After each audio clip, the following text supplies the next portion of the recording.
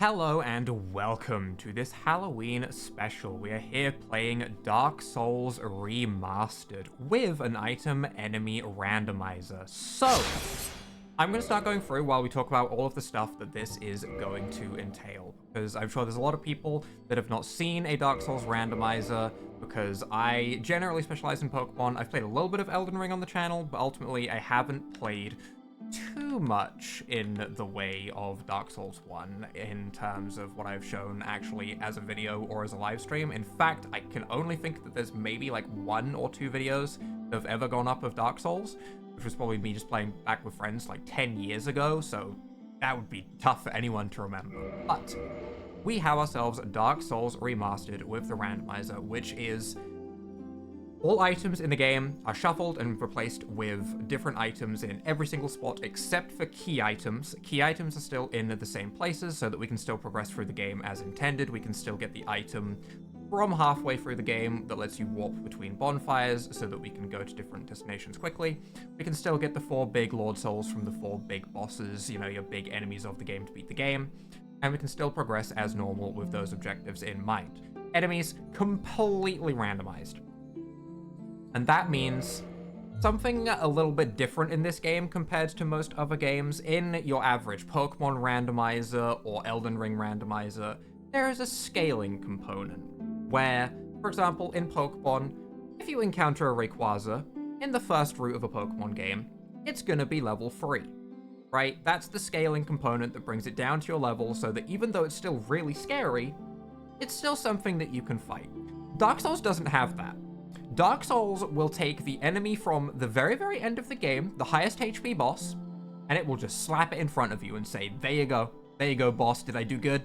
There you go, have a fun fight, and you cannot fight it. So this game is incredibly unbalanced. There will be times in this where I will be dying repeatedly, and I will be complaining about how tough it is, probably a lot, okay? Because there is ultimately no guarantee that we will have a fun time today, which I'm sure is what everyone wants to hear at the start of the run. So with those precursors out of the way of what this run is going to be, let's see what our randomized classes are, shall we? First of all, our warrior. We have ourselves pretty ordinary longsword. We have silver knight armor, a nice hat. The hat is stylish, I will give it that. Pretty good starting stats, which is also something to consider, but that weapon isn't what we're looking for. We're looking for anything that upgrades with rarer materials than ordinary Titanite shards, which is the upgrade material in this game. We're looking for things a little bit rarer than just a default sword, because we want to try and do big damage quickly, so we want to find, like, boss weapon on these characters. The knight has a dagger. No. The wanderer has his fist, which is the dark hand, not just a fist, as you can see by the icon in the middle of the screen, the little red icon that indicates the dark hand. Dark hand is okay. Dark hand is okay. That is something to consider if we don't see anything better. Thief also holding his hand. Also the dark hand. Okay, so we have 2 options for the dark hand. Both of these classes are okay. Ideally, I would love to start with like warrior or hunter because they start with higher strength, health, and dex. And I am a big fat melee boy, but good weapon choices. We have the bandit with the reinforced club, which again upgrades kind of awkwardly. It's nice because it's a big strength build with bandit, but I don't think I want to take the club. Hunter also has a dagger. None of these weapons are screaming out to me. The dark hand can't be upgraded. So while it's an okay overall weapon, it's not something you want for like late game. And like I said, we could be fighting late game bosses right out the gates. So we have sorcerer, who also has a sword. That face though is crazy. I'm tempted to pick it just for the face, but that would not be a fun run as I don't plan on doing any intelligent stuff. We have pyromancer, another club. Wow, we have a lot of the same stuff. Cleric with a pickaxe, and deprived. This is also Dark Hand. Deprived also with Dark Hand. Okay, I think we're going to choose Dark Hand. So I will go ahead and take Thief and Wanderer both are pretty similar in terms of their stat spreads. They're both like slightly leaning into Dex. I'm gonna go with Wanderer because it starts at level 3 rather than level 5, so I have 2 extra points of early leveling where I can put the stats where I want them. A little bit of min-maxing going on there. For a gift, we take the Master Key. There are no other gifts. Don't look at any other gifts. They're not real. They will hurt you if you don't take Master Key. We're gonna go with large lower body so we can have them thick thighs. For our face, let's go with Dragon Scholar so that maybe the dragons will be kind to us rather than absolutely annihilate us in this run. For our hair, have some nice curly hair, and we're gonna make it, let's see, let's go with dark red, shall we? But the most important thing of this run is obviously randomizing our character's face. This is a part of the randomizer. We do in fact have to be random. We are going to randomize the face. We are going to wait until we get a wacky color of like a nice blue or a green or a purple, because that's just how all Dark Souls runs have to start. We do actually have blue.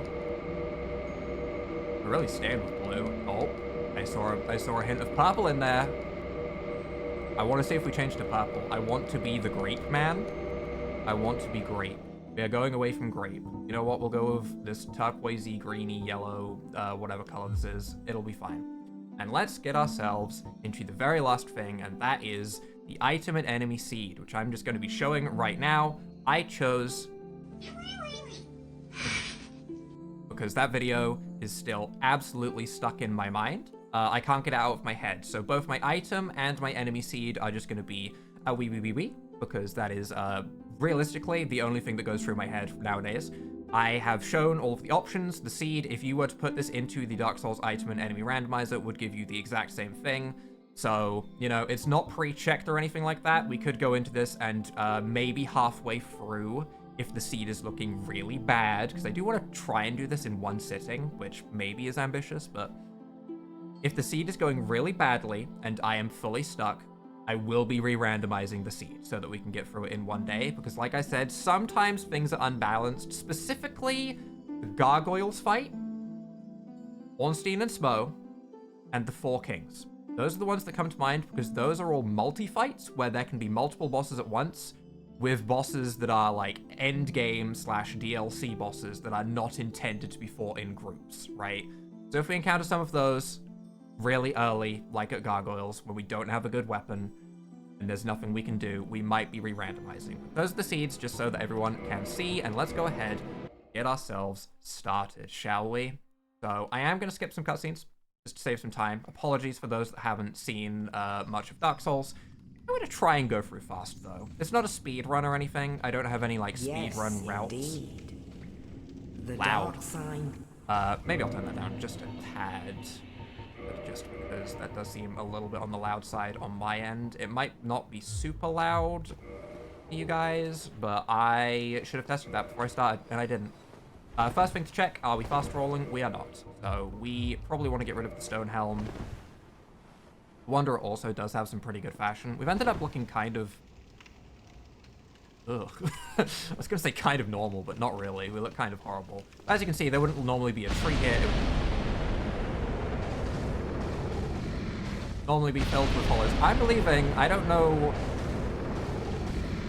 That sounds like Palomie. Oh, God. Loud noises warning. Okay. Oh. Okay. Okay. That's fire.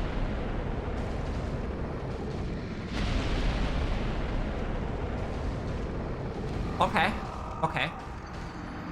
So about that thing where I was saying, hey, Dark Souls 1 can be incredibly unbalanced and late game enemies can be put very early. That's Palomie, the like second to last boss that you would ever fight in this game. He's a big black dragon. There he is. He's very scary, and he very possibly could murder us. The good news is that we don't have to fight him right now. He is not the boss that we're going to be fighting to start this game. The boss we're going to be fighting is whatever is in the next room above. He's someone you could come back to later for an upgrade material. So we don't have to worry about him right now, he's just gonna make the start to this game really loud. I'm turning him down just a little bit more, actually. Just a little bit more, for the sake of my ears while I'm going through here, in case I want to try and listen for anything else. The good news is we're not fighting him, though. We're fighting whoever is up there, which looks... Like, I'm looking up there in real life. Which looks like Capra Demon, which is a much more manageable fight. I did turn on Easy Asylum, which is just a way to fight one of the first, like, 3 or 4 bosses of the game as your first fight, rather than going straight into fighting someone like Calamite. Because Calamite would destroy us, and that would be where I would spend the next 4 hours of my life. So, excuse me, Mr. Stone Statue Man, I would like to go and get my Dark Hand, which is a pretty good starting weapon. It's not, like, the craziest thing of all time, but it is 200 base damage, which is obviously better than the 20 damage of our Straight Sword hilt. So, you know, it's fine. The only real downsides to it is it can't be upgraded. As far as I'm aware, I don't know everything about Dark Souls. I won't act like I'm some kind of Dark Souls guru that has played this game for an incredibly long time. I've only got, like, 500-ish hours in Dark Souls 1, which isn't actually that much compared to the time that I have in, like, Elden Ring, which is closer to 2,000 now. It's a lot higher. But this is Oscar. He's the guy that, like, helps you out in the beginning. We're gonna leave him to die now. You might think that we're bad people. You could say that. You could say that we're bad people. But he gives us our Estus, which is our heal, which is incredibly important. But not as important as in other Souls games, because you can heal in Dark Souls 1 with Humanity, which is... I'm going to save and quit here so we can get Capra Demon to go into the boss fog. Sometimes this happens when you start a randomizer. Sometimes he'll just be, like, trying to walk into his arena, but he can't get through his own fog gate properly, so he'll just pop there. But if you save and quit, he'll just pop into the boss arena where he should be. You can get Humanity, which is a way to full heal and increase your defenses. It's also how you kindle bonfires, so you can have more Estus. Overall, pretty useful thing to get early. Obviously, this is a randomizer. I'm going to run away from these enemies because I kind of want to just run around them. One big problem with the Dark Hand that I have is its range is -2. By that, I mean we genuinely are going to struggle so much to hit enemies. Just in general. Just in general. We are going to struggle to hit enemies through the entire run because this is our range. We have to be right up against them and we have to actually punch them. Same as your fist weapons from Elden Ring, for people that have played Elden Ring, as I'm sure that is the more popular game that more people have played nowadays. But yeah, our range, non-existent. But we will try our best. Hopefully, we can find ourselves a better... Titanite chunks drop from that guy. That's actually very good knowledge. Titanite chunks are a pretty late game upgrade material, so that is something we can consider. We might be able to plunge attack. We do get our plunge attack on Capra Demon, which is nice. I'm gonna heal, which hopefully I can do into a roll. Okay, that's fine. We just spend a moment just getting ourselves down here. Once we get that first dodge, then we're fine. And now we have ourselves our first boss. Capra Demon, normally, the thing that makes him the most difficult is he normally has 2 dogs in his arena. So without the dogs, he's actually a pretty easy fight. He's nothing too crazy, as long as you just watch your stamina and, you know, dodge well. Ultimately, that's the whole game, right? You can say any boss is easy if you just dodge well, but it's putting it into practice where things get difficult. But yeah, hopefully this should be it with just this next hit. I'm gonna be obviously talking a bit more like a robot when I'm actually focusing on the fights. I apologize for that. Oop. But that is Capra Demon down, and we get through our tutorial. Nice.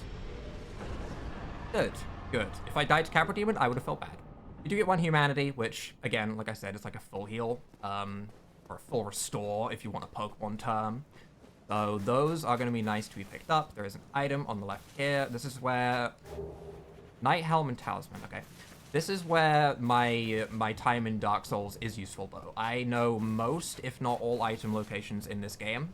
I should hopefully be able to find a lot of items, while we fly on the Big Majestic Crow, get ourselves into Filing Shrine, level ourselves some stats, which is just going to be health to start off with. That's all we're going to care about. We're just going to level a ton of health, because realistically, surviving while we look for stuff is the most important thing we can do.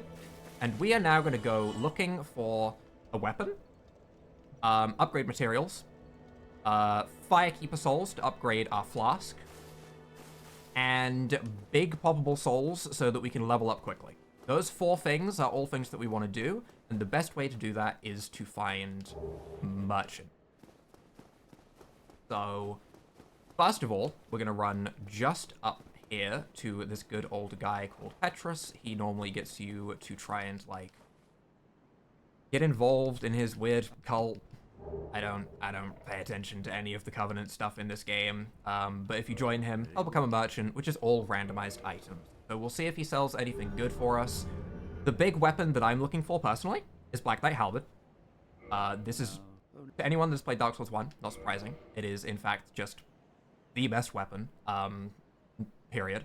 We will take this, because this is cheaper to buy than the amount of souls is to pop, so that's the kind of thing that we're looking for. If any merchant sells big souls, sadly, Dark Souls 1 doesn't really do a great job of describing how much each of these is worth. Like, Large Soul of a Proud Knight, used to acquire many souls. I don't even know how many that is, so I'm not going to buy it, but you get the idea. We want to look for anything that looks like it's worth more to pop than it is to buy, because then it's just, you know, free souls. Moonlight Greatsword. I don't think I'm going to use. Havel's Gauntlets, which could be useful if we want armor. Ring of Favor. We're buying that, first of all. That's amazing. For anyone that doesn't know, Ring of Favor and Protection is one of the very, very good rings in the game.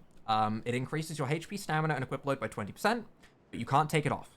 Take it off is gone forever. But considering this is a randomizer, and I'm probably not going to get rings better than this, we're slapping it on, because that is an incredibly good ring. That's why we go to merchants. Lots of items. Lots and lots of items, lots and lots of checks.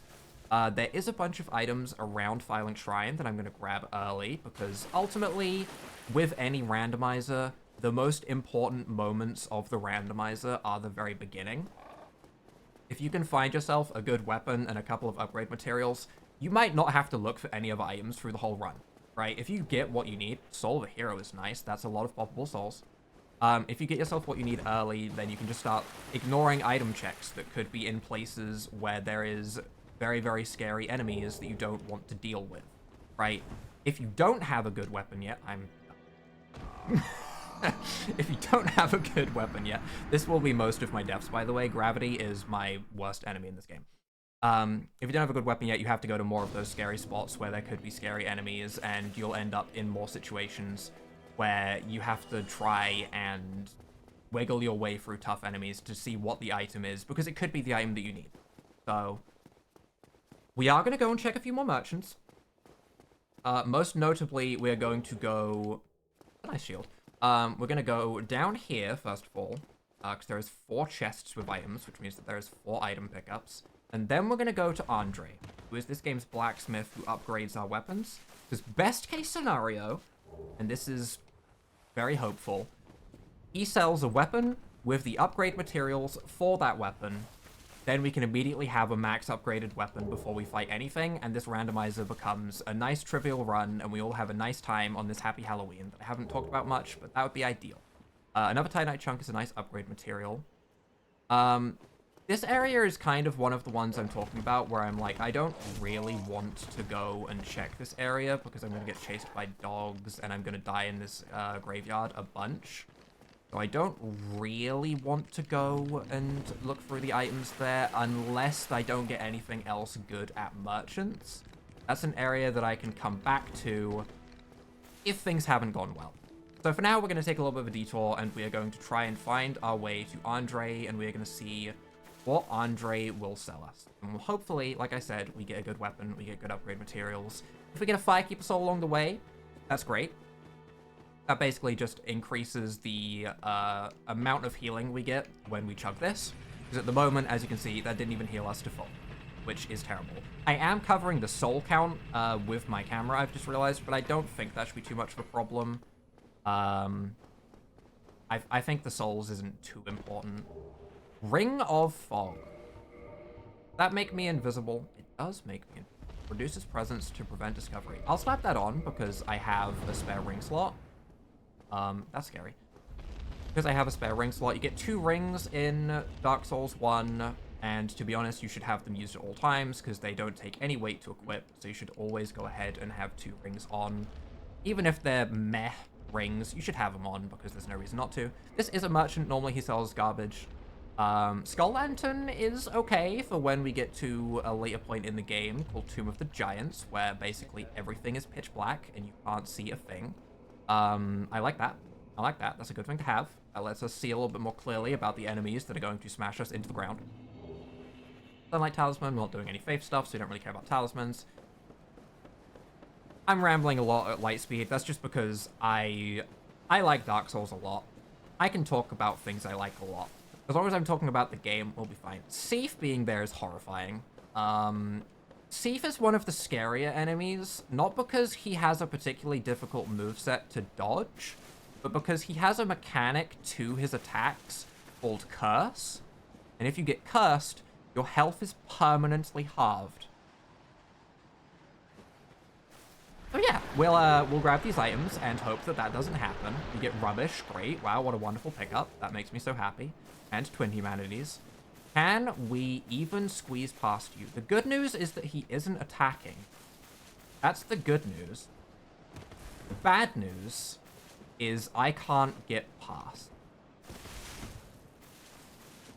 Please? Okay. The bad news is we can't get past, so I am going to have to attack him and activate him, I guess. I don't know if he's going to, like, properly activate or if he's just going to block my way. I definitely can't walk behind him without getting pushed off. I need him to turn so that I can squeeze past him, and he doesn't seem to want to cooperate, so we're going to employ the classic Dark Souls 1 trick that is save and quit spam. If you're ever in a scary situation in a Dark Souls game, just save and quit. As you can see, it moves everyone back to where they originally were, which is incredibly valuable. If you're being chased by 15 enemies down a corridor and you get blocked into the end of a corridor, master clicking these buttons as quickly as you can. It will keep you alive. It will reset them back to where they are. They will lose their aggro on you if you've got far enough away, and you will be free. So like now, Seif, or Seif, right? Very useful thing. It's maybe a little bit cheesy to some people, but honestly, I will be using it as we go. So expect to see me save and quitting a lot. It is just a very, very, very smart thing to do that will save you in a lot of situations. This is Bone Wheel. This is terrifying. This guy will murder you. This guy will, in fact, murder you. I got a Dragon King Great Axe, which I assume was Seif falling off of the cliff he was next to. Because that's the only way that I could have an item randomly appearing in my inventory with the whoosh of a boss being defeated. So, Seif fell. But I don't actually understand how, when I literally save and quit to de-aggro him. That should have absolutely not had any way of him being chasing after me to fall off the cliff. He should have been stood completely still, but apparently not. I am going to hold off on using my souls for now, just in case. I have 1,600 souls. It's enough for like one level. I'm not going to use it because I want to... you've dropped something because you're normally the guy that would drop the Black Knight Halberd, so I am going to try and kill this cat. Cats are a bit weird. As you can see, they have a weird mechanic to them where they always try and run from you in the randomizer. Although it might push me off a cliff, which... they always try and run from you in a randomizer because they are always trying to get back to their place in the garden where they start a certain roll attack. Soul of a Brave Warrior. Nice. Okay, that gives us some souls. Soul of a Proud Knight, more souls so that we can hopefully buy upgrade materials if we find someone that sells an infinite amount of them. We're looking specifically for Twinkling Titanite, as that upgrades Black Knight weapons, and the Blacksmith Giant Hammer, which are incredibly useful items. We're looking for Dragon Scales, upgrade Dragon Boss weapons, like the Obsidian Greatsword. We're looking for Demon Titanite, to upgrade swords like the Gravelord Sword. Those are the free weapon materials that we are looking for. Large Titanite Shards, for example, not useful. Not useful. For that, we have to go and grab an Ember that's all the way out of the way of the main game, all the way down in the depths, and we'd have to level all the way up with normal Titanite Shards, then large Titanite Shards, then Titanite Chunks, then a Titanite Slab. This guy is replacing a Crystal Lizard, which would normally drop us upgrade materials, and my memory is saying that this does, in fact, still drop a upgrade material. It should just be randomized. So it could be something we want. It could be worthless. 3 dragon scales. Hey, that's pretty good. That's pretty good. So the way the weapons upgrade is, if you get a boss weapon, it's essentially at, like, the equivalent of a +10 normal weapon without any upgrades. Because they would expect you to have, you know, defeated a reasonably late-game boss to have acquired the weapon, so it's scaled more for the late game straight away, which means if we can find ourselves one of those weapons, we get very powerful very early, which is super, super, super important for us when there is, for example, we saw Calamite right underneath our start, right? So, yeah, we could have scary things like that. This guy would also normally drop a Demon Titanite, I think, so we are going to kill him for whatever he drops. Phalanx is a little bit weird. He always just tries to guard when he's not in his formation. Blue Titanite chunk isn't for us. We don't care about chunks. We only care about Twinklies, Demon Titanites, and Dragon Skin. Merchant number 3, because we went to Rickert, but our blacksmith. If this guy sells a good weapon and good upgrade materials, we are set. Soul of a Brave Warrior for 500, that's a profit. Soul of Moonlight Butterfly for 750, that's a profit. Soul of Manus for 10, that's a profit. We take all of those, that's just free souls. That gets us levels. I will buy 2 purple moss clumps in case we get poisoned. Dragon Scale, just 1 though. Demon Titanite, just 1 though. Not a single weapon.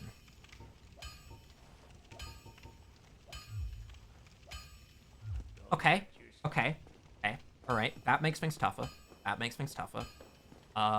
We go check some side merchants. Best case scenario has not worked out. Best case scenario would have been him selling a weapon and an upgrade material. Like I said, the Dark Hand will let us get through a boss or 2, probably, provided that they aren't too scary, but eventually we are going to fight scary bosses, right? That is the nature of the randomizer. Eventually a scary boss is going to show up. Even if it's not the first thing that we fight, there's probably going to be a Manus in the run somewhere, and that will be the end of us if we don't have a good weapon. I am going to kill this rat because I think it's a guaranteed drop for something. Green Titanite Shard. 2 Demon Titanite. If we could find ourselves a weapon that scales with Demon Titanite or with Dragon Scales, we are in a good situation. So I'm now going to go to a little bit of a more off the main path area. Probably where most people would end up going in their very, very first Dark Souls run. I'm going to go to Undead Burg, which is up the stairs from Firelink Shrine, rather than going all the way down where I went with the Master Key. That is an area that you wouldn't normally be able to go to unless you took the Master Key in the very first place. I did forget to mention that. We're going to go up those stairs that way, and we're going to go to the merchant over there and see if he will sell us any decent weapon or decent upgrade materials or anything we have. I actually don't know if we have a single other good weapon yet. We do have the Dragon King Great Axe, but it's 24 weight, which is something that is almost impossible to fast roll with. And if you are not fast rolling in Dark Souls 1, you are dying. So, yeah, I don't want to use that weapon if I don't have to. We can use it if we absolutely have to. But I would literally rather use anything else. So, I might even rather use the Dark Hand in some situation. Pyromancies aren't something that I can really expect to get any real use out of. 1, we'd have to find a Pyromancy Flame to cast Pyromancies, which is obviously randomized.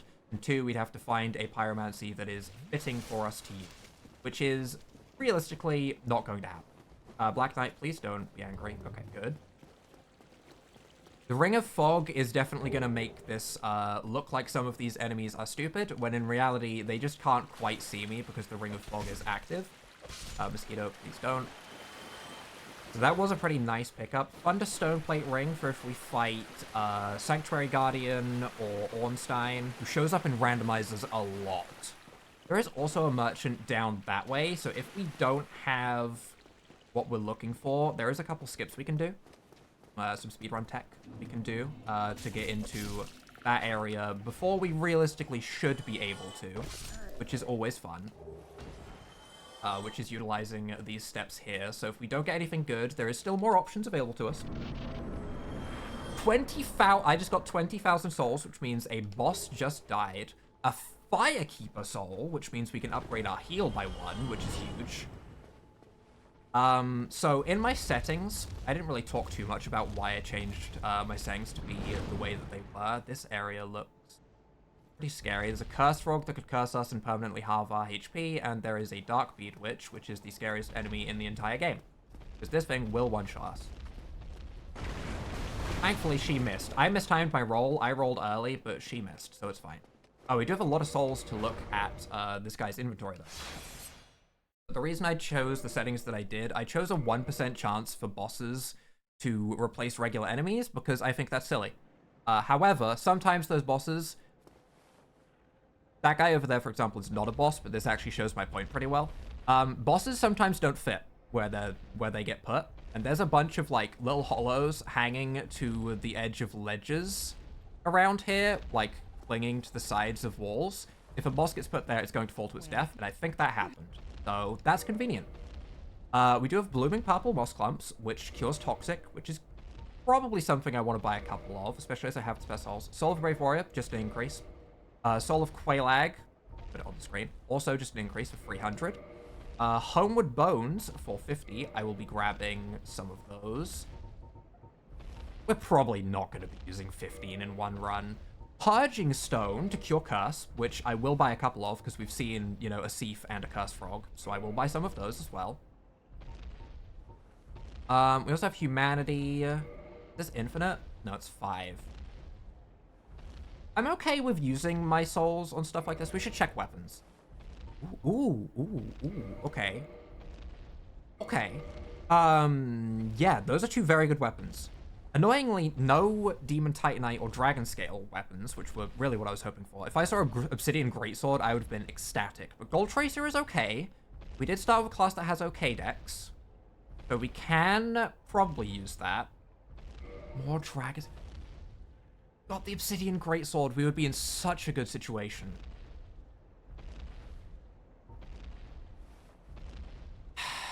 I'm not going to buy the rest of the Dragon Scales. I'm not going to. That might be a mistake on my part. I'm not going to buy the rest of the Dragon Scales. I'm going to save what I have. There was another Dark Hand there, which is nice, even though we started with it. But a Obsidian Greatsword would have just been like straight to +3. It would have been the equivalent of like a +13 weapon. +15 is max in this game, so that would be an incredibly late game scaling weapon. It would have been golden. And the Hawk Ring. Okay. Not the craziest of items. I don't think I'm going to be coming back here, so I'm going to do something that's going to upset some people. I'm going to kill him and see what he drops. I'm sorry. Okay. The Residence Key, Sanctus, Hawk Ring, Crystalline Helm, and the White Titanite Chunk. The nice thing we have about this class is we do start with 11 intelligence. And I think it's 10 intelligence to get an NPC down there to become a merchant. So if we go down there, hopefully I don't get shot in the butt right now. That would suck. We're close. We're gonna try and skip Undead Berg and go down towards the area near the sewers with a skip. I am gonna kill this guy because he would cause problems. But punching him is proving to be a little bit difficult. I'm gonna need you to move. Are you stuck in there or are you free? I need to, like, line this up a little bit. I don't know if he's stuck. He looks stuck. He looks stuck. Okay. There's a way to jump off of these and clip your way down there. I am going to skip some items by doing this, but it's fine, to be honest. I'd probably go down there and die if I tried to do it properly anyway.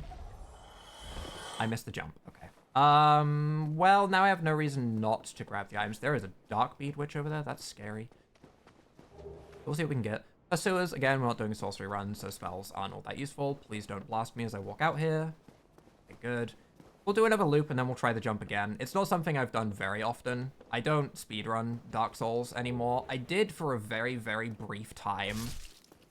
And I got a Dark Souls speedrun to be done in under an hour, and then I never played it again. Speedrunning, that is. I never played it speedrunning again. Everything I've done since then has been randomizers. And the speedruns... Ooh. That's nice. That's nice. The speedruns that I did were not randomized as well. So I don't have too much randomizer speedrun knowledge other than watching one streamer by the name of Lobos Jr., who I watched do a lot of runs. I messed up the jump again. This is gonna happen a couple of times. Fine. Fine. We just get to go on a nice stroll around. This is the area where the enemies would normally be hanging onto the ledges, so I assume this is where a boss died and gave me 20,000 souls. Which will be very helpful because the gold tracer that I picked up, which is probably the best weapon we have right now, takes 25 dex. Very good weapon. Very, very good weapon. Definitely the best thing we have so far.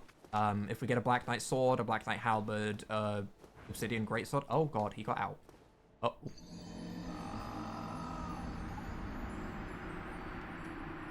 Always gravity. It's always gravity with this game, man. It's always gravity.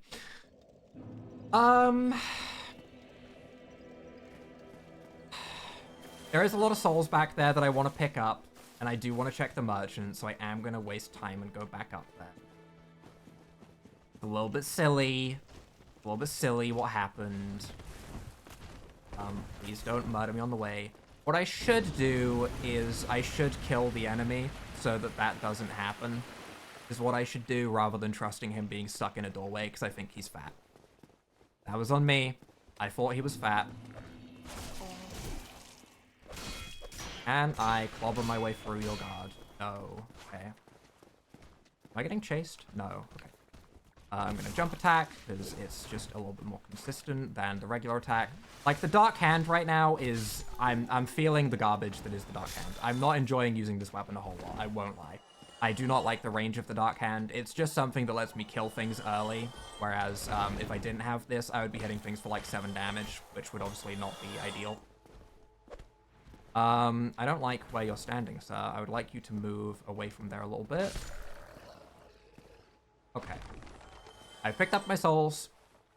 Let's see. You will stay there, and let's see if I can do this jump properly. Actually looked pretty good. I'm not getting... I need to hit, like, this. I need to stand on this, which I am apparently not very good at. I am planning on having this be mostly unedited, but I might edit out until I get it if I don't get it on the next go. As I don't want this to take forever. I actually did not pick up my souls. It just died again. So I'm going to have a lot of souls, which is a little bit cheesy, but also it's a randomizer. It's... Cheese is part of the run, you know, if things happen in a weird way. Oh my god. Okay, we're gonna suffer. That's what's gonna happen here. We're gonna suffer trying to kill this fat mushroom for a very long time.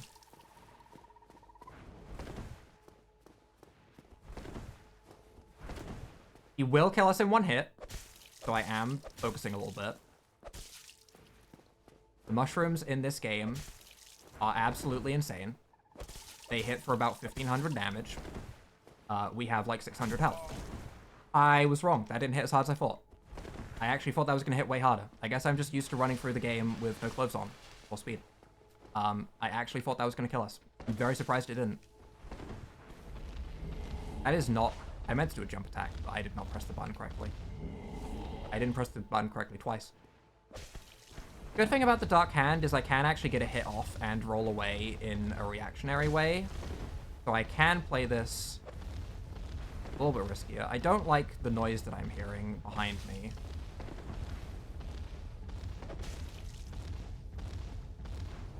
Dead? Not dead. Okay, that was riskier than I should have done, probably. Mushroom dead. Okay, let's get ourselves this jump done now that I don't have anything interfering. My mindset. First try after that, yep. Let's see what we're dealing with down here. That is a chained prisoner and a rat. That is very scary. I am running away to go heal over here real quick, because that is a DLC enemy that will one-shot us. If I don't roll well. Okay, but I rolled well. But this lets us get us down towards where we would normally fight Capra Demon. Oh, hello, Vagrant. Please don't murder me. Hello, Bone Tower. Please don't murder me. But we can go past them, and we can go to the female undead merchant, and we can see what things are sold down here. I'm going to kill you so you don't toxic me from behind while I run through. I am going to check this item over here because it's just on the way, and I don't think I'm going to be doing that jump again. Meh. Key to the depths. I'm not going to the depths But whatever was in the Capra Demon Fog died as well. There are definitely some enemies dying that wouldn't normally die in my randomizers, but that doesn't matter. That boss, we're not. I wasn't planning on fighting anyway. What I was planning on doing was seeing what you sold. No weapons, sadly. Twinkling Titanite.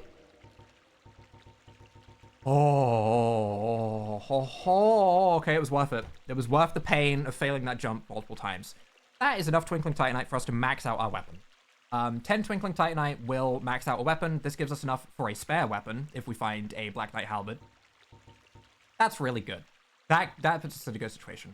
There was also Blooming Purple Moss Clump for cheaper, so I didn't need to buy it for the more expensive amount back where we did. That's fine. Homeward Bones. Alluring Skulls are interesting. I'll buy a couple and I will forget that I own them. I don't tend to use them very often. But they could be good for getting enemies out of the corner. Now we go level. We max out our Gold Tracer and we win the game. That's how it sounds, right? It sounds like it should be that easy. You're like, wow, you're going to have a maxed out weapon at the start of the game and you've got all of these souls. Aren't you going to have a great time? No. No. Almost certainly not. What? Who? Where did an octopus come from? Where did you come from? You weren't here when I came up this way. Get out of the way. Octopus suck because they can break all of your equipment. Oh, he fell. Okay. Oh, okay. You're in an awkward spot.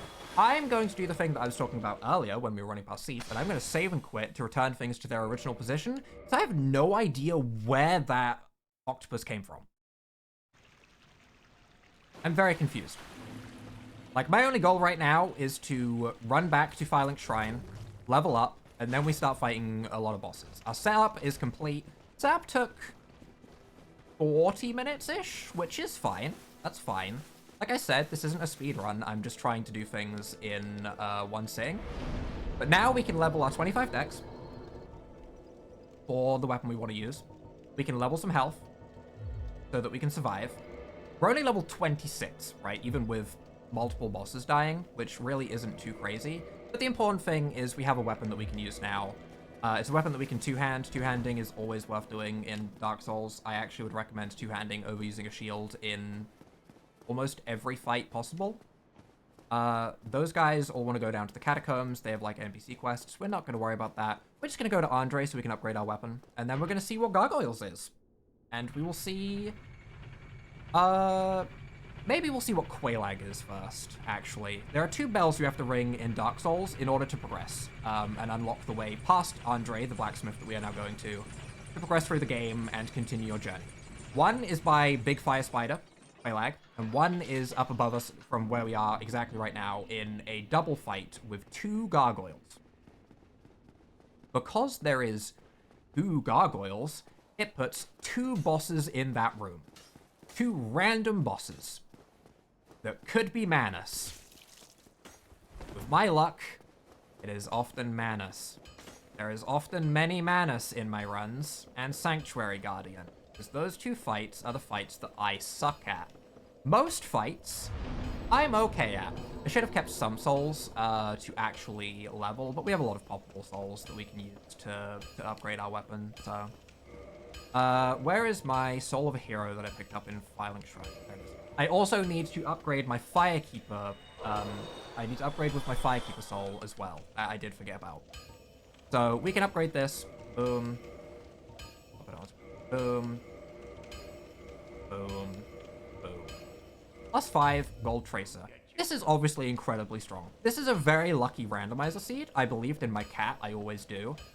We'll see if the enemy seed also being a wee wee wee was also, sorry, a wee wee wee wee. I think I added a wee because it sounded more like the video clip that I played. We'll see if the enemy seed is also going to be as generous as the item seed. While we backtrack our way down to Quelaag, who is in Blight Town. Blight Town is gross. Blight Town is gross. Blight Town sucks. That's all I have to say about Blight Town. Anyone that's been in Blight Town understands that Blight Town sucks. we're going to enter it from a way where we can skip most of Blighttown, and we don't have to go through the horribleness that is the giant poison swamp and toxic dart blowers constantly dealing with getting poisoned every 2 seconds while giant big fat club men bonk you into the ground. We are going to just kind of drop our way down peacefully along the side. That's at least the plan. Obviously, with enemies being randomized, there's nothing saying it will be peaceful. However, I can dream. So we will go down here. This will mean that we will probably lose our Firekeeper, so we'll probably be at +1 Estus for, like, the entire run, but that's not the end of the world. Like I said, humanity in this game is a full heal, which is something I should have on my bar, considering I even bought some. Okay, we have 7 humanity, which we can use to fully heal ourselves rather than sipping Estus. Estus I use more while traversing about the world and picking up items. Humanity I prefer to use more in boss fights. Just personal preference. You can use an Estus in a boss fight, and if it's upgraded well, it'll be fine, but you can also kindle bonfires to get 10 Estus. Firelink Shrine being the big example that's already pre-kindled, so you never have to actually kindle it, which is when you go human and click the little thing of the text on the bonfire that says kindle bonfire. It just gives you more heals. I am going to send this back up just in case I die.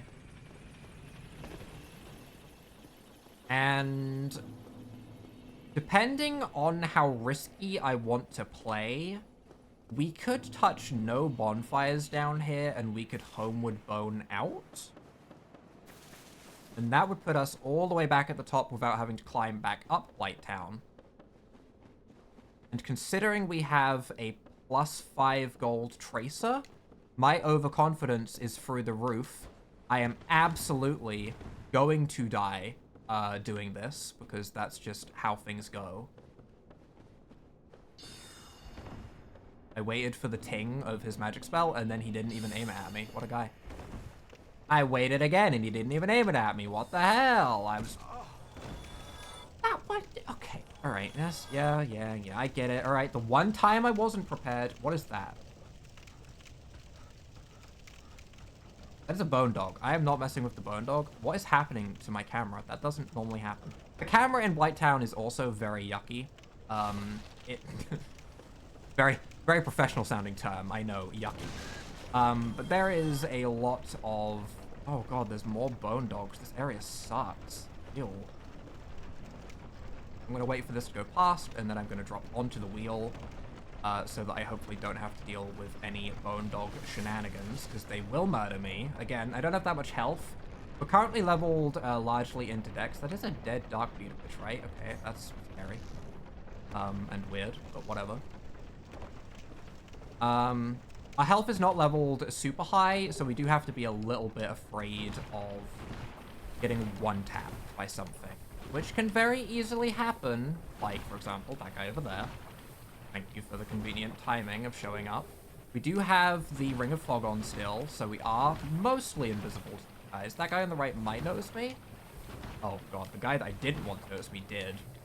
Well, I was closer to the Silver Knight, but I guess not.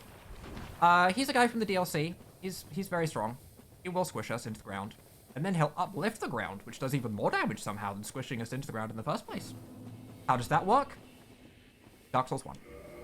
We did buy some poison healing, so we can go ahead and heal that. We can top off, and we can see what Quaylag's gonna be. I might let the cutscene play out.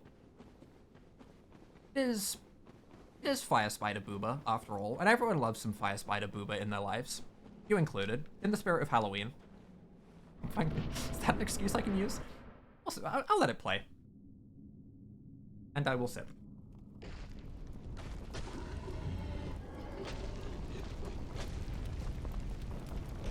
Now, some of the more observant of you may notice that doesn't look like Quaylag. That doesn't look like Fire Spider Booba. That looks like the rays of demons shining out from the underground. That's because cutscenes in this game get randomized too, and they take the enemy model. This looks so stupid. My face is so red because it's red on the screen. They take the enemy model, and they use that model for the cutscene. So that, for example, was Demon Fire Sage. Who is fine. We will be fine here. Demon Fire Sage, actually one of the ones in the fight that is weakest to Gold Tracer, because he bleeds. So we will be having a very nice, relaxing time here, bleeding ourselves the Demon Fire Sage. So that is absolutely perfect. I'm kind of glad I came this way, because I was considering doing Gargoyles first. That I don't like. You gonna leap at me? Yes. Okay. As you can see, we have a +5 weapon. Even if this hadn't been upgraded, that would have been completely fine, because it was the bleed that was doing the majority of our damage. Our actual hits were only doing like a couple of hundred per hit.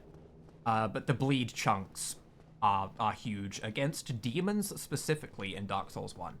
Whereas in Elden Ring, you can quite simply bleed everything to death other than Radabeast. In Dark Souls 1, there's a few more enemies where bleed isn't just the best thing ever. In Elden Ring, though, less so. That's the first of our 2 bells, though. That's good. That's good. I am going to continue on a little bit. And my reasoning for this is it's more souls before we do the big scary fight, and also we can see what this other merchant here sells, as this is Ingward, I think is his name, and he says my favorite line in the game. But you have no eggs. I love that line. But you have no eggs. Why do I like that line? Because I'm weird. I like the line. It's fun to say. I say it to my friends all the time, and they're just like, what is wrong with you? Because they haven't played Dark Souls. Which makes it even funnier to me, to be honest. I just have to speak. Yeah. Okay. And then you will give me just the 7 roster. Okay, all right. I was wrong. That is not a merchant. We are not going to get anything from that. That is not super important. I didn't really need to do that in that case. I thought it might have a randomized item tied to it, along with the servant roster. That's PvP online stuff. Dark Souls online stuff is, I'll be real with you, it's awful. I just wouldn't recommend it. Dark Souls, in my heart, is a single-player game. There is no online multiplayer, there is no PvP invasions. If you are unfortunate enough to be playing with a friend or human and you do get invaded, backstab. That's it. That's the entire game. You just press backstab. Not press backstab. You run around behind them and you backstab them. Because the netcode isn't very good, the online isn't very good. But I am going to run this way, and we're going to see what Ceaseless Discharge is. If he's something I can kill easily, boom, extra souls and an item pickup behind him, and he's just cleared out of the way early. And that just helps me get, you know, leveled more appropriately for when things are scary. If it's something that I don't want to fight, I'm homeward boning all the way back up to, like, Andre or Filing Shrine, right? Because we've came all the way down here. We haven't rested at a bonfire yet. We've had some bonfires on screen, but I haven't rested at them to set that as my spawn point. So we will go all the way back up and skip having to run all the way out of here, which will be lovely. So our Ceaseless Discharge is... Oh, it's Pinwheel. Oh, that's fine. Okay, we can kill Pinwheel. Pinwheel is the lowest health in the game. He's normally at the bottom of the catacombs. He should be no trouble. Should be. Unless my game crashes. I prepped for this. I was ready for the game to crash at some point, so I put Plink there. Say hi to Plink, everyone. Hi, Plink.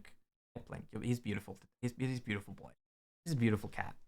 We love Plink here. He's gonna get replaced when Dark Souls starts to get recognized by OBS again, but enjoy Plink for the moment. Now, Plink will show up a couple times, because like I said, the randomizer is unbalanced. Dark Souls randomizer will crash. I didn't think it would crash on Pinwheel. Which is a little bit concerning. I'm gonna try the fight again, because I don't know why it crashed. We could try starting the fight by picking up the item. There was a jitter there as well. We could start the fight by picking up the item behind it, and maybe that'll give him a few more moments to, like, react before he starts losing all that health. Or it might be the fact that Pinwheel tried to spawn a clone of himself, and it got put in a weird spot and it crashed. Trying to figure out why something crashed in a randomizer is a tough game. It's a very tough game. My assumption would be it started to spawn a clone of itself and it popped into somewhere weird, or the game just wasn't ready for it. But I will see what the item is, so even if the game crashes again, we at least know what the reward for the fight would be. This is a fight that doesn't normally start until you either hit the boss or pick up the item over here that it's guarding. So it's not like the Ring of Fog is making the boss not aggro to me. It's just this fight starts this way. Chester's Trousers. So if we can't do the fight because it's crashing, that's fine. We can always come back here and re-randomize if we feel like we need to. There might be some re-randomizations that need to happen just due to the nature of Randomizer. So we'll see. Now, though, let's hit you a couple times and see what we're dealing with.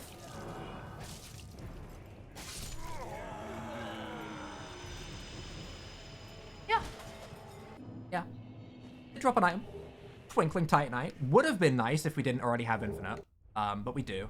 That drains the lava for this area, which is useful for us to progress later, but for right now, we don't care too much. There's a bunch of enemies that were previously in the lava that just took a tick of damage. But yeah, we are good to just go ahead and Homeward Bow now. And this should put us back at Firelink Shrine. Oh, all the way to Andre. Nice. Okay. So we're going to go fight the gargoyles after I level, because I got a ton of souls from stuff dying. So we are going to level, honestly, health to like 25. I wouldn't mind more endurance, but Gold Tracer is a weapon that scales very heavily with Dex, as you can see from 301 to 325. So we'll level a bit more Dex for now. We are still fast rolling because we have Ring of Fap. This has been a very blessed run. I believe in cat power. If you ever need a seed for your run in any kind of randomizer, even if it's just like a Civ 6 game, maybe just make the seed. I don't actually know if you can put letters into a Civ 6 seed. Just make it a cat meme. That's how you do it. Make the seed Gup. Make the seed a wee wee wee. Make the seed Plink. You know, just make those seeds. Those are the seeds that you should be running for good luck. And I will stand to this every single time. Whatever enemy was there died. This area is the worst run in the entire game. Bar none. We do have the Ring of Fog, which is nice. No, please. Oh, you stinky little... Oh, no. This is the worst.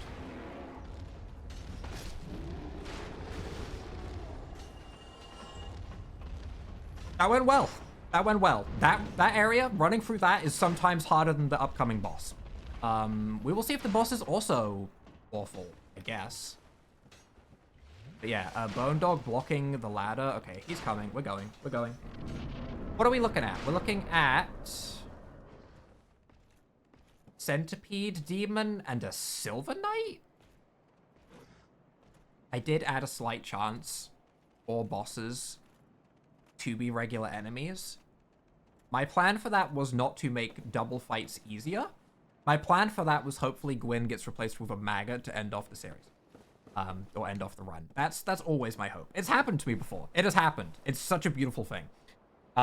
It's very unlikely to happen, though, because obviously there's a lot of enemies. That's Smo, not Centipede. Okay, maybe I was wrong. Maybe we're not fighting the Silver Knight. Smo, classic enemy, part of the Ornstein and Smo fight. A lot of people consider it to be one of the greatest fights in Dark Souls. I would agree. I would agree. That Silver Knight might actually be affected by my Ring of Fog. This randomizer is working out in a way that I was not expecting it to. This randomizer is going very well. Are you gonna aggro? Bam. Parry. Oh, okay. Right. Gold Tracer has a good crit value. If you riposte, you'll have a good time. Gargoyles went well. Gargoyles went well. So, to be honest, did I need a Gold Tracer +5 for that? No. But I am glad I have this for the future, right? Because I could have came up with the Dark Hand, and I probably could have won that fight with the Dark Hand. But, if I didn't go check the merchants out of fear of there being Manus here, potentially, I wouldn't have a Gold Tracer right now, which would suck. In a speedrun, though, you'd probably just run here with the Dark Hand rather than going to the extra merchants. But that is the second bell that does let us get into Sen's Fortress. Good. Does also unlock another merchant. There is a way that you can like skip this ladder animation by like rolling twice to skip the ladder. But I'm just gonna take the ladders and go the baby way down because this is not a speedrun. We will be little baby. Yeah, I hope everyone's having a nice Halloween. This guy's dressed up for Halloween. Holy, okay. All right, speaking of. Soul of Brave Warrior 500, that is just better. The Drake Sword. That would have also been an interesting option instead of the Dark Hand. Same power as the Dark Hand, just, again, I don't think you can upgrade it. Definitely a more early game oriented weapon that you would normally get for cutting the tail of the Hellkate Drake? Hell Knight Drake? I don't remember what it's even called. Florenthy Ring. Okay, no more Ring of Fog. That's just better. Ring of Fog could still be useful in times. I will keep it in mind. But more stamina recovery is just nice. We will Homeward Bone our way down. And we will see what Sen's Fortress is like. So far, pretty good. Pretty good. It can all come crashing down. It can all come crashing down. I'm actually going to level a little bit of endurance just so we have a little bit more stamina. That might even allow us to wear a helmet. Can I wear this? Nope. Can I wear anything lower than... I mean, can I wear this? Nope. Can I rearrange this in any way? I have 2 pairs of chestnut trousers. Interesting. I rearrange this in any way. I could put dingy gloves on because they weigh very little and the armor value isn't too different. And then can I put the night helm on? Yeah, nice.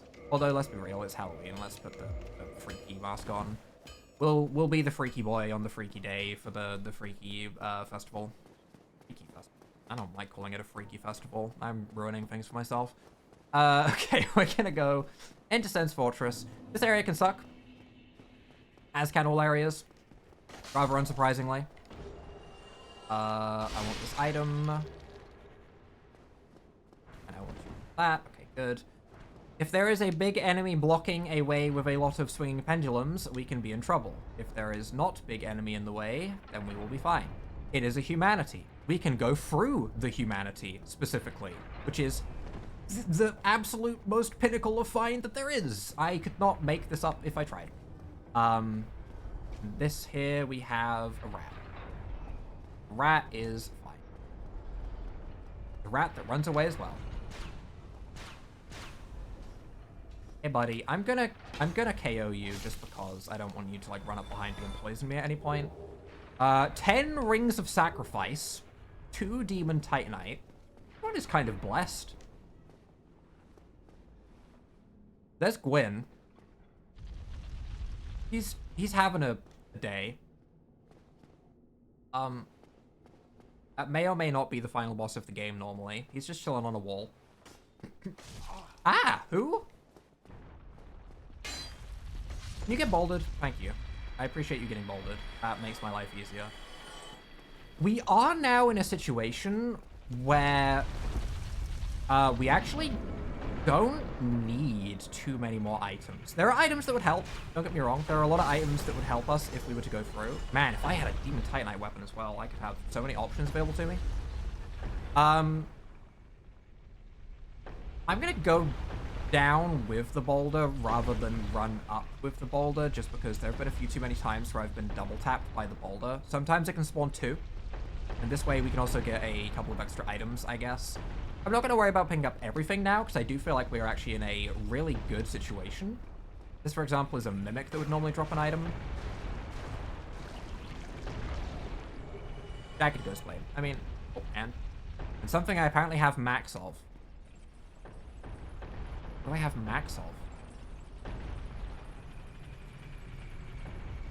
I don't know what I have the maximum amount of. I don't think I've bought the maximum amount of anything. I don't think I've picked up the maximum amount of anything. A little bit confusing to me, but whatever. The only thing that I would really be looking for, other than Black Knight Halberd. Black Knight Halberd is a weapon that I would swap to immediately. Don't get me wrong. But other than Black Knight Halberd, Havel's Ring, which is a ring that increases your equip load by 50%, which lets you fast roll basically in full heavy armor, which is incredibly valuable. So if we find Havel's Ring, GG, we won. If, for example, we find Black Knight Halberd, potentially GG, we won. There is still Manus. I suck at fighting Manus, very specifically. So even with a +5 gold tracer, I don't feel super confident. I also suck at Sanctuary Guardian. Specifically in the randomizer, his AI is changed to just be more aggressive. Sanctuary Guardian, that is. Which I'm not good at. I like when he sits far away and he goes wee whoosh with big wave attacks, which is how he normally fights. That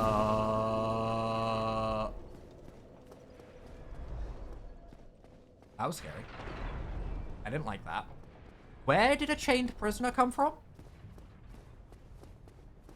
Sorry, I was thinking about Sanctuary Guardian and how scary what he was. I wasn't thinking about a chained prisoner landing on me while I was at the bonfire. Goldhelm Black Cloak. I do like the Goldhelm set, actually. It's very pretty and it's very good defense.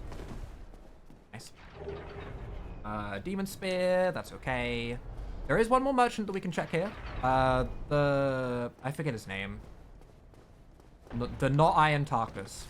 That's his name. That's what we're calling him. We're calling him Not Iron Tarkus. So we'll see what he sells, just in case he sells anything super valuable. Black Fire Bombs. I'll buy a couple, just because I have a pretty good amount of souls so far. None of those are a great return on investment. More Blooming Purple Moss Clump. A lot of Blooming Purple Moss Clump. One thing I should mention about the randomizer as well, that I don't think I've said so far, is there's no guarantee that the item you're looking for or the boss that you want to fight exists in it at all. He sells literally nothing useful. And by what I mean by that is everything is randomized, not shuffled. So Manus, for example, is not placed somewhere else in the randomizer, like in the Elden Ring randomizer. Instead, everything is just rolled on a table, and you could go through the entire game, and every single fight in the entire game could be a gargoyle. Right? That could happen. So, there's nothing saying there is... What? Oh, that's awful placement. Oh, that sucks.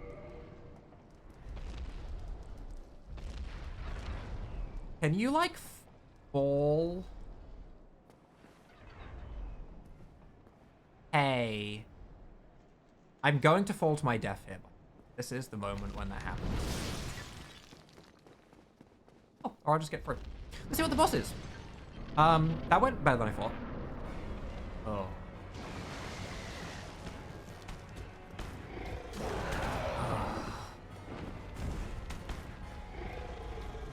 Do that.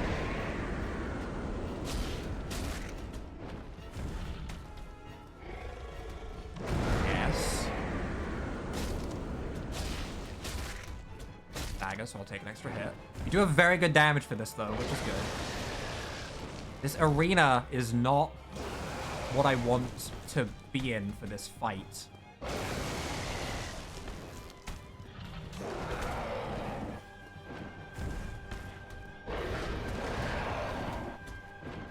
Do the wave. Oh. The wave.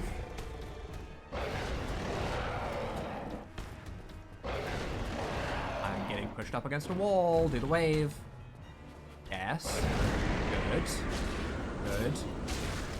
Bleed. Oh my god, that's so much damage. I don't want to fall off. Do not make me fall off. We don't panic. We don't choke this. We don't choke this. We don't choke this. Do your 4-hit combo so I know that it's ended. I don't care, I'm attacking. I greeted. I greeted. I greeted. I did. Okay, I greeted. Greeted in Dark Souls means attacking when you know it's not safe, but you think you can get the kill anyway, and hoping that it goes well. That's what I did. And it did work well. So, okay. Again, as I was just saying, that doesn't mean Sanctuary Guardian is gone forever. I also think there's multiple Sanctuary Guardians in Dark Souls. So, even if it was shuffled, my point would still stand. There could be more, but there could be 15 more Sanctuary Guardians in this run, and I would cry.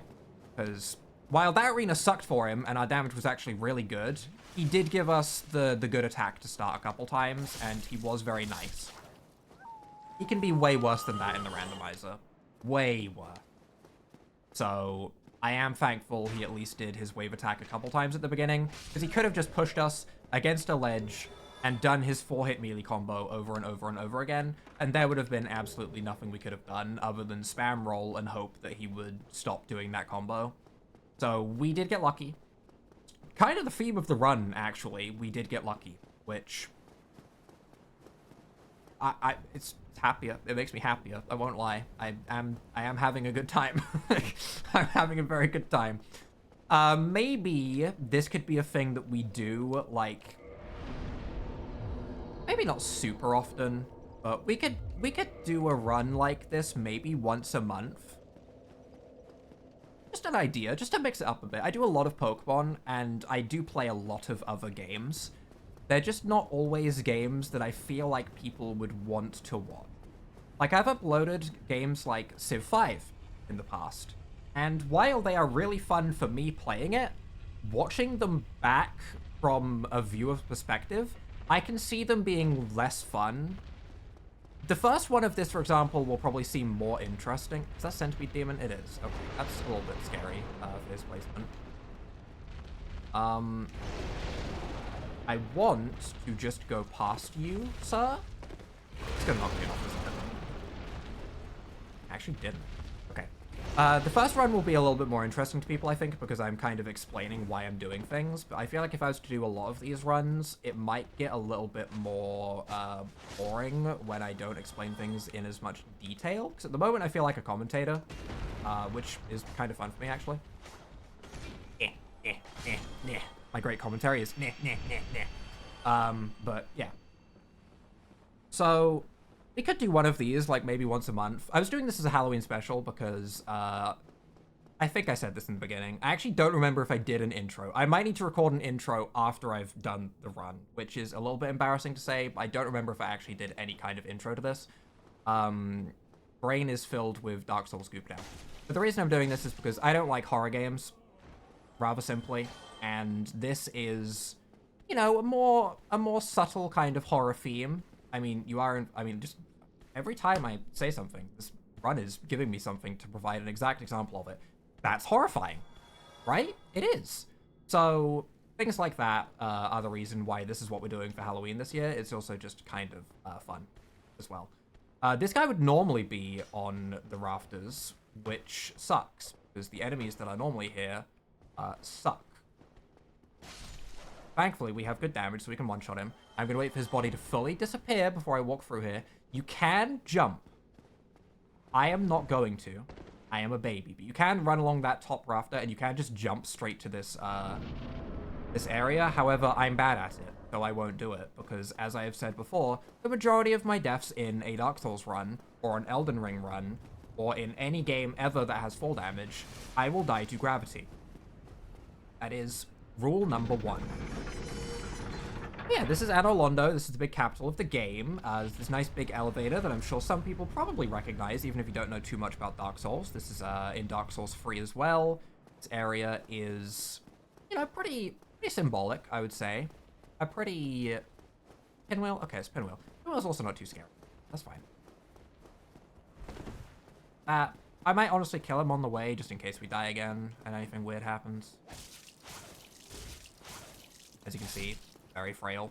5-hit kill is very good with the speed at which the Gold Tracer hits. It is very, very nice.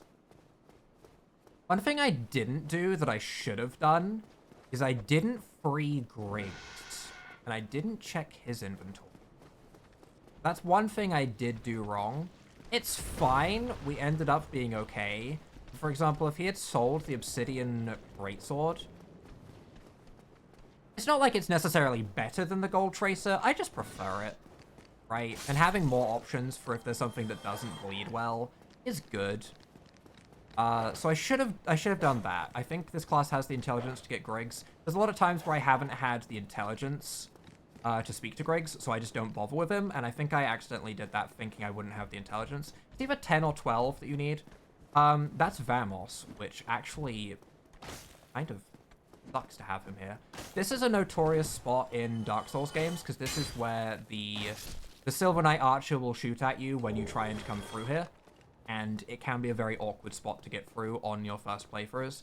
Once you've done a few playthroughs, you'll realize that if you just stand still, he will probably fall off by himself, because the AI in Dark Souls 1 is not good.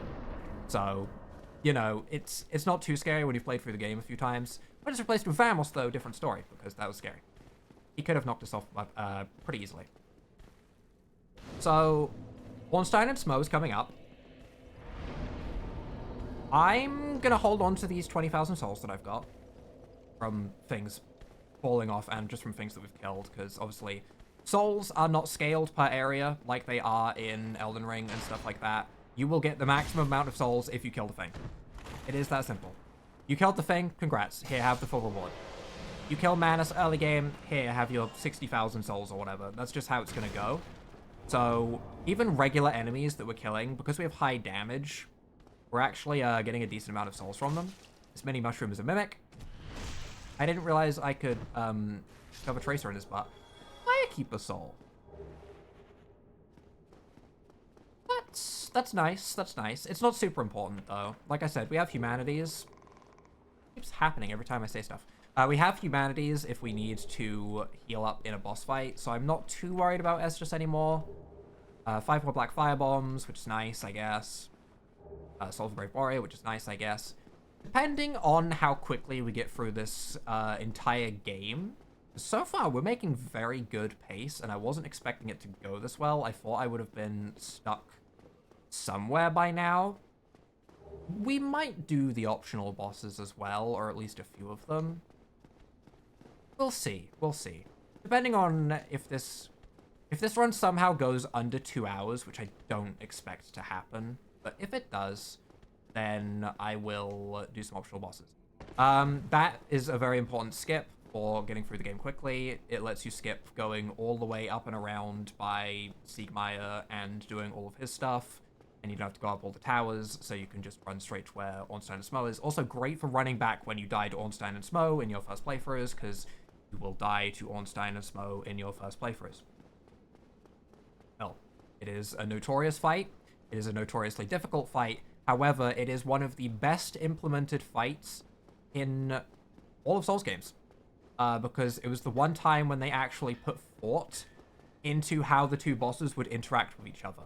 So one of them is fast and will chase you. The other one is slow and will get stuck on the pillars. So all you have to do is just ignore the slow one to get stuck on the pillars, and you're good. Not what they did with Godskin Duo in Elden Ring, where they decided, hey, screw you, we're just going to make you miserable and slap these two together that don't function well together. Anyway, rambling aside, we have Soul of a Brave Warrior for 10. Where was I? Soul of a Brave Warrior for 10, which is obviously an upgrade. We will grab that. Soul of a Brave Warrior for 500. We will grab that. Soul of a Proud Knight for 2,000 is probably an upgrade, but I'm not too concerned about it. Partisan. Arrows. Sorcerer Cloak. No rings. There's a chest behind him, though. Like I said, Black Knight Halberd. Havel's Ring. Those are my comfort weapons. Those, when I get those, run is good. Run is good. Run is done. I am happy. I feel like I can fight any boss just fine when I have those in my back pocket. They are arguably the strongest items in the game. It's not like I'm saying them, like, they're my comfort and they're just special to me because I got really good with them. No, they're just straight up busted, right? It's not me being good or anything. Pro can bleed. We could unlock the shortcut there to open up the beginning, but honestly, I think we're just going to run into the boss, and we are going to see what this is. I didn't really spend that many of my souls, so hopefully this goes well. We'll see. Ooh. That looks like Stray Demon, which is fine. Stray Demon is fine.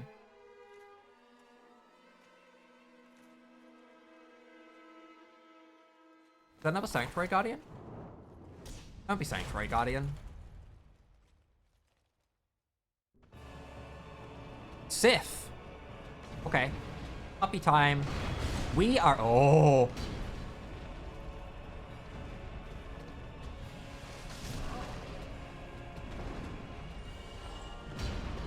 So this is what I mean about sometimes, for example, right now, the bosses together are not balanced to be in the area together.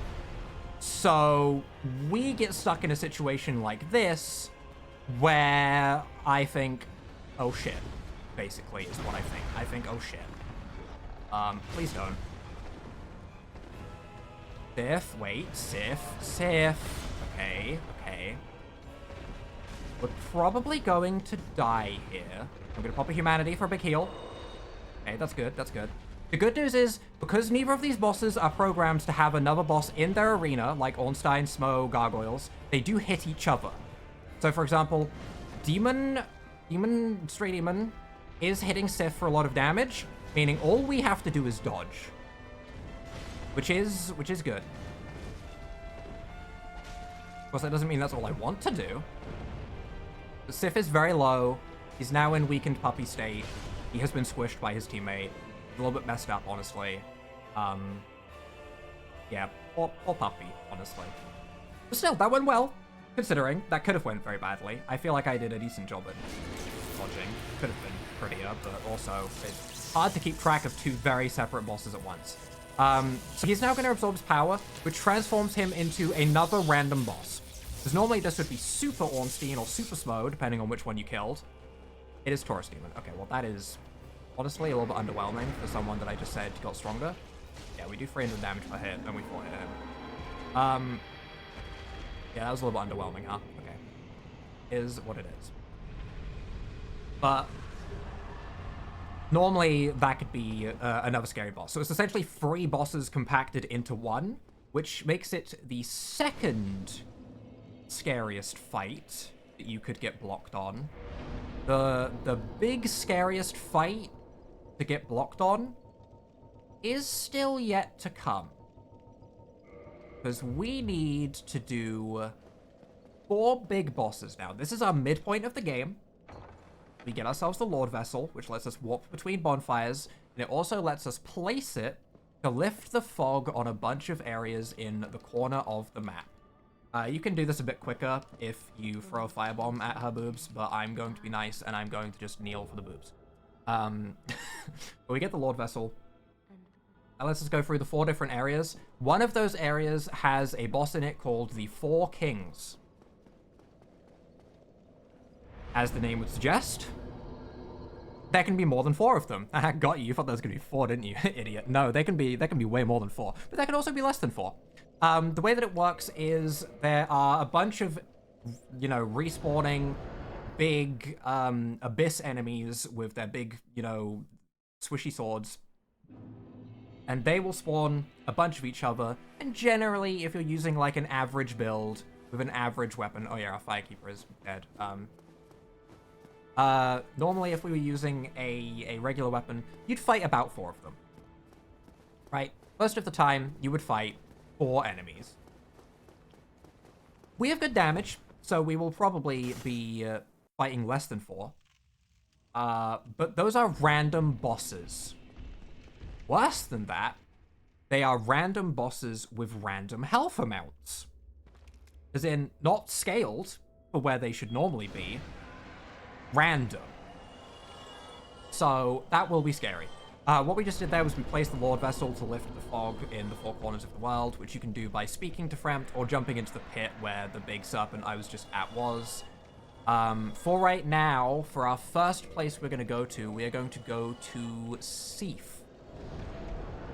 Who we saw earlier, the big white dragon that blocked our path a little bit in the early place. We're going to go to where he would normally be. We're going to speak to this person to increase our Estus because our Firekeeper died because I was not, I did not save her from the person that murders her. There's like a little quest where there's a guy that will go and try and murder her underneath where the gargoyles is. And I took one look at the enemies beneath the gargoyle and I went, you know what, my Firekeeper can die, I don't care. So I'm a bad person, basically, is what I'm saying. I'm a bad person. I let my Firekeeper die for the sake of not dying in that corridor 10 times. And I'd do it again, to be honest. There are multiple places where you can upgrade your heal in this game. At the big spider, where the guy goes, "Humph, but you have no eggs," is another one. She will also increase your Estus. That person that we just spoke to at Anolondo will do it. The Firekeeper at Firelink Shrine will do it. I rolled that early, whoops. But ultimately, you get choices.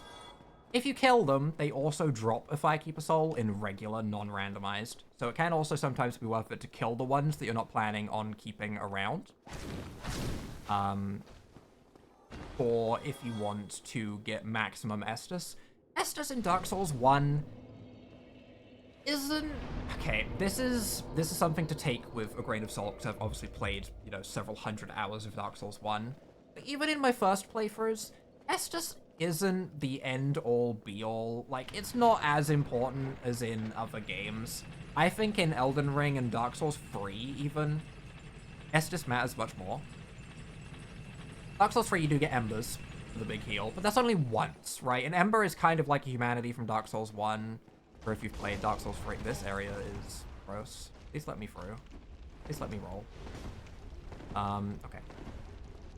Okay. The Ember can be used once, so it's like one humanity that you get to use, but it also boosts your maximum health, which is nice. So there's a positive.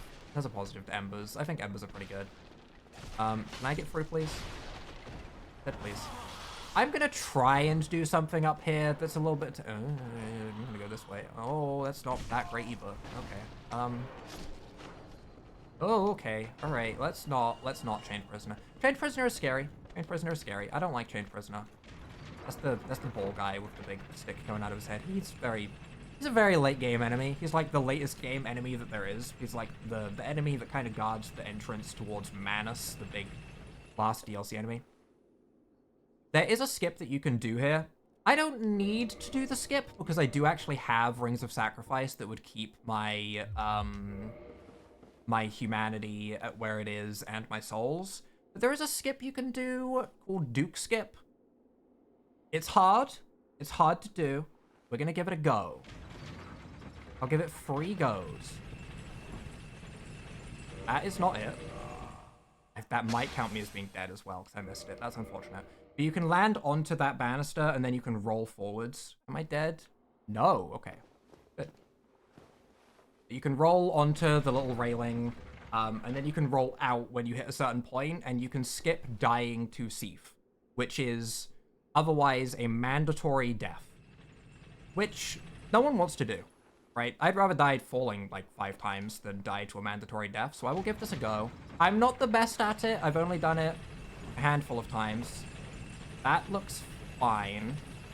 I messed that up horribly. I messed that second jump up so badly. I was not paying any attention. To be honest, I was kind of trying to reposition myself back a little bit on the railing before rolling, and that was not what I did. So I'll give this a few goes. It still saves time to actually do this like 7 or 8 times before you actually start like losing time from trying to do this skip. So as long as you're not dying attempting it, which again, save and quit, very good thing to have muscle memoried.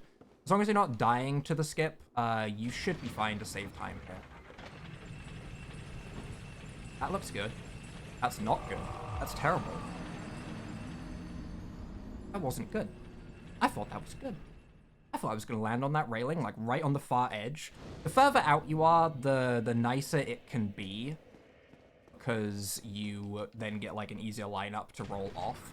There's ways to do it that's more perfected nowadays. If you have like a bow, and you equip a bow in your offhand, for example, we have a longbow, and you can like set up the whole thing so it's just like you do specific inputs and you always get it. I've never done that. I just YOLO it. I just kind of go, yeah, that looks good. And then I fall to my death like 3 times. It's fine. Doesn't mean I have to run through here again though, which could be scary. That stone golem guy actually has a very unique spell. He can cast a spell called Tranquil Walk of Peace, which sounds like it should do absolutely nothing. And what it actually does is it makes it so that you can't run or roll, which is scary. Let that get blasted out, and then I'm gonna go past you. This is rude. I don't like jockeys from Left 4 Dead. No jockeys from Left 4 Dead here. No chained prisoners either. No. But yeah, we do have the rare Ring of Sacrifice, so again, I'll give this like 2 more goes. And if I don't have it in 2 more goes, I'll just do it normally. Again, this isn't a skip that I'm particularly good at. I've done it a few times in my past, but like, again, that looks good. That looks good. No, it was so close. I actually lost my health. I don't know if that's going to count as me being dead. That was very close, though. That was the right idea. Just bad execution, slightly. And I died. Okay, well, we'll do it the normal way and we'll die to Seif. It's fine. It's fine. We got close. I would give it another go if I hadn't have died there, and I would have done 5 attempts. But I think that's shown off how to do it, at least, which is part of the aim. Basically, all I needed to do there was on that thing that I hit when it bounced me slightly to the side, I just needed to be a fraction more to the left and land on the railing. It's hard. It's a hard skip. I would say it's probably the hardest skip I know of in Dark Souls. That doesn't mean it's the hardest skip in Dark Souls by any means. It's just the hardest one that I personally know of. There might be an easier way to do skip nowadays. I should really look at it, especially if I have the idea of maybe doing this again. Do we start speedrunning? Is it time to get back into my days of speedrunning Dark Souls 1? I think if I was going to speedrun any, I'd want to speedrun Elden Ring, but it'd be Elden Ring glitchless, because I find glitches boring. For example, when zipping was a thing in Elden Ring, gross. It was gross. Oh god, there's a bone dog there. I don't like that. Hey, Vagrant, please don't shotgun me. Okay, good. So we'll grab the Twin Humanities. And let's go and die to Seif. Part of the reason I also don't like dying to Seif is there is a slight chance you can get cursed. It's not a high chance, it's just if you're not paying attention, you can get cursed in there, and that can suck. So I should wait until the next enemy up ahead is dead. Ow. Duh. Would you like to move forward so I can parry you, sir? Duh. Oh! He was waiting for me to parry me. That was what I was doing. That's messed up. What the hell? That was my thing. Your turn. Eh. How dare you? I'm the parrier. Die. Yeah, I didn't think so. Get out of here. Get out of here. Move. There should also be another enemy up here replacing a crystal lizard, which will give us upgrade materials. It's a vagrant. That's nice. Vagrants in the randomizer always drop their humanities. 3 dragon scales. Man, if I had that obsidian greatsword that may or may not be anywhere in this seed, it's probably somewhere. If I had that, I'd be swapping to that so badly. I love that weapon. But yeah, there's no way to actually damage Seif. You just wait for him to kill us. While also trying not to get cursed, which is that little bar filling up, the little purple bar. If that fills up all the way, we get cursed and our health is permanently halved. We should be fine. The only time you really need to worry about it is if you have a low level, like you're doing soul level 1, and you don't have any humanity, because those both affect how your curse resistance is. But yeah, now we have to go through all of this whole area, which is a pretty long area. Did I even put the... I didn't put the Ring of Sacrifice on, so I lost my souls and my humanity. The exact thing I was saying that I could have avoided. Because I'm dumb. And yeah, I said, I'm going to fight this next enemy and then put the ring on, and then I forgot to put the ring on. Is it the end of the world? No, it's really not. We didn't have that much humanity. If we had collected 10 soft humanity or popped a bunch of humanity for healing, and we'd lost it's the number in the top left. If we'd lost all that humanity, that would have sucked, because humanity does give you extra defense in Dark Souls 1, based on the number in the top left. By quite a big margin. It is quite noticeable when you have 10, and then it stops scaling as much at 10. But yeah, we didn't really pop too much. That looks like Fairyland that I don't want to deal with.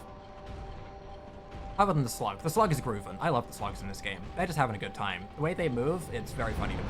They're like slinkies going down the stairs, and I like that. We need to grab the key from over there, and we also need to... Well, we don't need to turn off the sound. I just like to turn off the sound, personally. But we get a key so that we can get out of this prison that Seif traps us in, because obviously, you know, the whole concept of Dark Souls is we are an undead guy. I should have said this closer to the beginning, but We're an undead guy with, you know, the power to resurrect infinitely because we're like, we have an ember inside of us or something. Can you knock me off the ladder, please? Can you knock me off the ladder properly? I want to go down the ladder. Thank you. I appreciate it. Just a little bit of fun ladder combat. Rare thing to see in Souls games, honestly, but it is a very funny part. Ladder combat. Yeah, I should have mentioned it at the start. We have like this ember inside of us, and it lets us basically, all the hollows can resurrect over and over again, and we are one that just gets stronger and stronger. Something, the furtive pygmy. There's a lot of lore. I've not paid too much attention to Vati's lore videos in a while, but if you are interested in Dark Souls lore, Vati Vidya is the place to go. He has a whole plethora of lore videos through the entire Souls series, and they are nice things to watch when chilling, especially if you're like shiny hunting a Zapdos for 9 months straight. I'm not salty about that at all still. No. Oh, I would never be. No, guys, I'm over it. I promise. Look, I did so well, I don't think I mentioned it for months. That's how well I did. That's how little it's bothering. I've just kept it all inside, bottled up. That's scary. That's a Black Knight halberd wielding enemy. Oh, that's also scary. Okay. And you might notice that I'm running past a whole lot of enemies. Yeah, that's Dark Souls. That's how you beat Dark Souls, is you run past everything possible. That is the recommended way to play. I'm gonna go down these stairs first and grab the bonfire over here. This is the slower way to do it, but because we messed up the skip, I'm playing this nice and slowly. And I'm not going to worry too much about doing it too quickly. I'm just going to make sure that we do it safely. Why is there so many chained prisoners? I don't like the amount of chained prisoners that we are seeing. Please, chair break. Okay, but this way we can at least touch the bonfire. We do need to rest at the bonfire to set spawn point in this game, rather than just touch it, like in Elden Ring. As a note, touching it does nothing. Why did you not reset? Go reset. What am I hearing that's breathing something? I don't like what I'm hearing. There's more vagrants. This area is horrible. Area sucks. It is not a good... There's another vagrant over there. My god.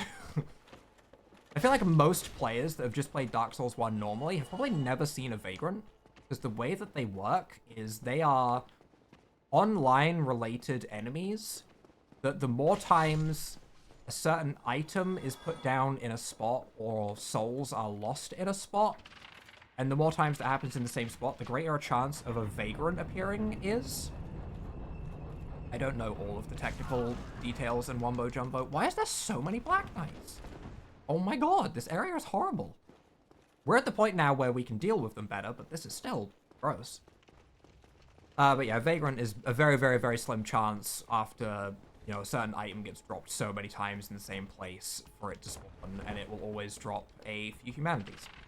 But yeah, the correct way to go here, we just go ahead and go along these little twisty-turny boys. Official name. Twisty-turny boys is what you should be calling them. And then we go down this ladder, and this lets us get towards where Seif actually is, which is how we go ahead and defeat him in his lair, because he is guarding something very precious. Will it actually be Seif? No. No, it won't. But still. So we're going to open that. That opens up a shortcut so we can get back to the bonfire where we were just at, just over there, in that little area there.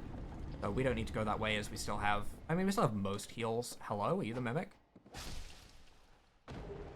The Mimic, he does drop an item. A lot of the items here, because I don't have key items shuffled, are going to be the same. So, like, the Crystal Ember and the Archive Door Key and stuff like that, they're going to be the same items as they normally would, because I don't have my key items shuffled, so that we can get through the game with a expected route.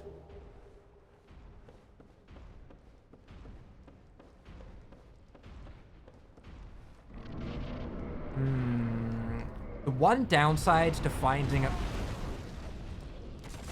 Iron Golem. That's the guy who would have been where our Sanctuary Guardian fight happened. That's Iron Golem. He's at the top of Sen's Fortress, past all the swinging pendulums. He's here now. Okay. Another Black Knight and another Fireball Thrower. Oh. But yeah, the downside to finding the Black Knight Sword now is I have leveled my stats into Dex. Which means that my stats, if I want to use the Black Knight Sword, is going to take me, like, 10 plus levels to be able to use it.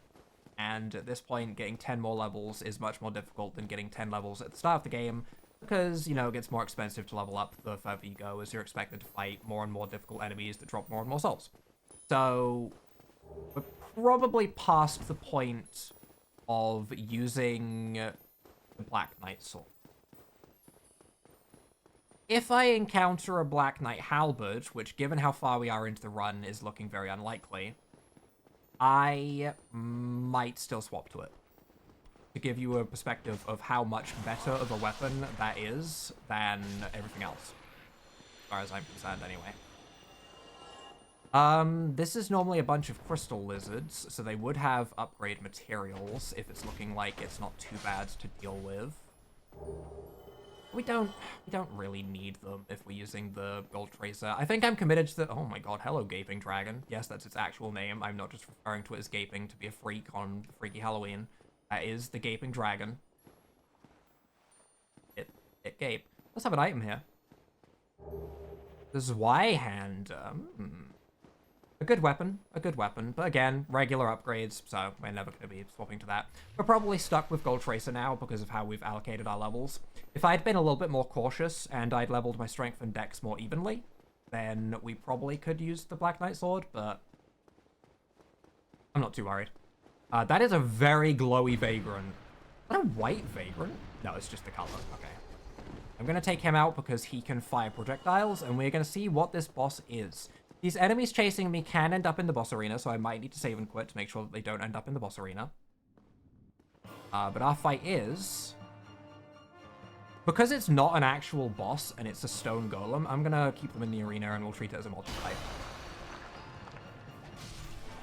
Not that that's really gonna add too much difficulty to it, but still. It's really funny when a boss is replaced with something like this, though. It's really funny to me. Swap me. Do the spell. I want to show off the spell. Show off the spell. No. Come on. Do the spell. Do the spell. Do the spell. I was going to show the spell quickly, because normally they like start with... There they go. Okay, so if he does this, for example, we can no longer run, and our roll does this. Ugh. Because we're heavy. Ugh. But yeah, we're fine to kill him. He's not too scary. When he dies, the spell goes away, so it's not going to cost us too much time or anything.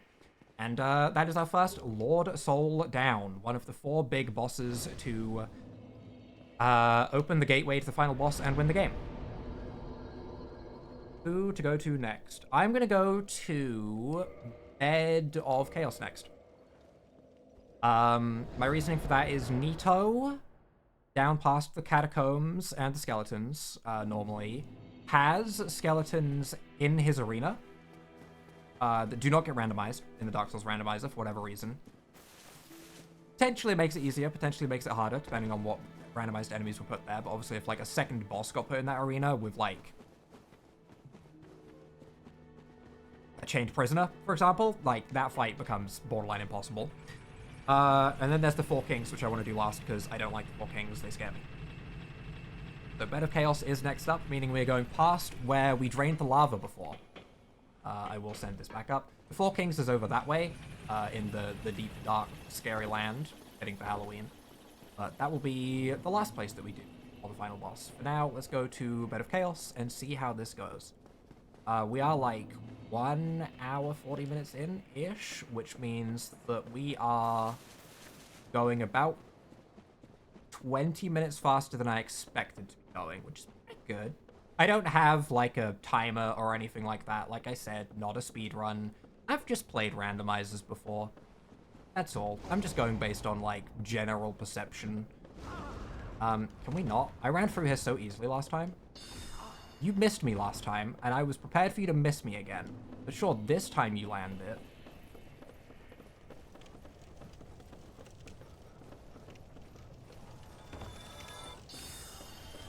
Okay. We did come down here before, and some of you may be like, why didn't you just grab the bonfires while you were down here to warp at it before? And that is because it is so much easier to drop down this area than it is to climb up this area. Dropping down is very, very easy. All you have to do to drop down is jump to a wheel. Going back up, you have to fight every enemy on the way up, realistically, because they get blocked in your way. And you also have to, like, climb a bunch of ladders, which takes time. That bone dog could kill me a bunch of times trying to get up. But because we are now actually, like, staying down here, I will be touching the bonfire over by, the fire spider lady. Right, I don't have the Ring of Fog anymore, so I actually have to pay attention to the enemies around me. I do think the Chlorophy Ring is worth it over the Ring of Fog. But maybe it would be worth it to use the Chlorophy Ring in boss battles and the Ring of Fog outside of them. If you get it early enough. My voice is starting to go because this is the kind of limit that I have on my voice before I actually start to suffer. So I guess it's a good thing that this run is going well and I'm not yelling about how horrible the enemies have been. So far, the worst experience was trying to do the Duke skip, which I will take. That is fine with me. We don't really need to cure the poison because we'll touch a bonfire up ahead, which will cure it for us. So I'm just going to let the little sizzle keep going in your ears. I don't know exactly how loud it is because I didn't just test the audio before I started recording this because I am a big fat dum-dum. So apologies for that. It could be really quiet, but it's reasonably loud to me at the very least. So I would assume it would be somewhat loud.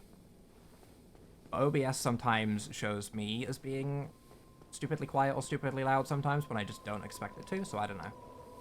Either way, for right now, let's go ahead and pump more. Like, we could get 4 levels with strength with 69,000 souls. Nice, by the way. But I would rather just pump dex and do more damage with the Gold Tracer, even if it's something that doesn't bleed. Like, if it does bleed, Gold Tracer is one of the best DPS weapons. So this is one of the, like, good weapons you could find. There's quite a few, to be fair. It's not like this is, like, a legendary run where I found the only weapon capable of, you know, getting at this kind of speed. There's quite a few weapons, but this is a good DPS weapon for demons, and we fought a good amount of demons. We haven't fought quite a few bosses, actually. Most notably, we haven't fought Manus or Calamine yet. Sanctuary Guardian we've seen, which is the other one I don't like. We haven't seen Artorias yet. Thinking for DLC bosses. We saw Gwyn kind of chilling by where the boulder came down. We haven't seen a Nito. We haven't seen a King, which is very surprising. Have we seen a Gargoyle? I don't know if we've seen a Gargoyle. I think this is the first randomizer I've ever done where I haven't seen a Gargoyle. They are normally the most common enemy that you can possibly find. I don't think we've seen a Gargoyle this run. Huh. Yeah, that's a first for me. Gargoyle is normally the most common enemy just because there's so many of them. And because it, like, picks from a table to place things. So it'll be like, hey, go ahead and randomize so-and-so boss into this list of enemies. And the list of enemies is every boss in the game. There's normally like 4 or 5 Gargoyles in Dark Souls 1. Because there's 2 in Anor Londo, there's 2 in the actual Gargoyle fight. I don't know how he didn't see me, but okay. There's 2 in the actual fights. There's 4 Gargoyles that other bosses can, you know, randomize into. So there's 4 times the chance of being a boss compared to, like, Gaping Dragon, where there's only 1. And we saw him on the side. Maybe he was on one of the sides. Maybe there was a Gargoyle on one of the sides of the way down towards Seath. I don't know. Eagle Shield. There's still a few more items that I wouldn't mind. One shield I wouldn't mind finding would be the Grass Crest Shield. That also increases your stamina recovery. This run doesn't seem too bad, other than Dog. And the demon. You're meant to be in the next boss arena, sir. Sir, you're in the Sir, that's not... Sir, this is not where you should... You should be here. You should... Let's see what Demon Fire Sage, the guy right outside, is randomized to. It is Capra Demon. This run's really good. This run is being very generous. I'm just... Four Kings is going to be the worst, isn't it? But as you can see, our damage is significantly better than when we were using the Dark Hand. But the Dark Hand would maybe still have gotten us here, which is crazy to think about. I don't think we've fought anything that's been super unbalanced to the point where I've been like, we are probably going to be stuck here for a while. Like, the Ornstein and Smo fight was bad, but it wasn't like I couldn't have done it with the Dark Hand, because they just hit each other. Very interesting run. Very generous seed. If someone wants to get into randomized Dark Souls and they want an easy seed, this is so far not bad. This is so far not bad. Watch me. Oh, yeah, no, it got bad. It got bad. There's Calamite. It got bad. I'll take it back. Good news is he does burn. The bad news is Calamite is one of the worst bosses to have in this arena specifically, because he can breathe fire at me from over there. I can't, like, kill him quicker. Okay, he's gonna start breathing fire, which is the worst thing he can do.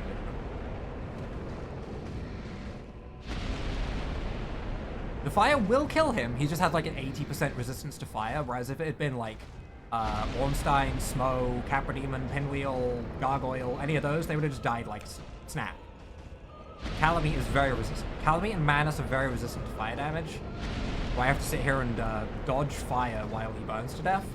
This is not bad, though. This is the second Calamite we've found to show the point of bosses can appear multiple times. So again, we had Calamite at the very beginning of the game. That's the first thing that we ever saw. And we also saw him there. There is not two Calamites. Well, I mean, you kind of see him gliding around earlier, but there's not two Calamite fights.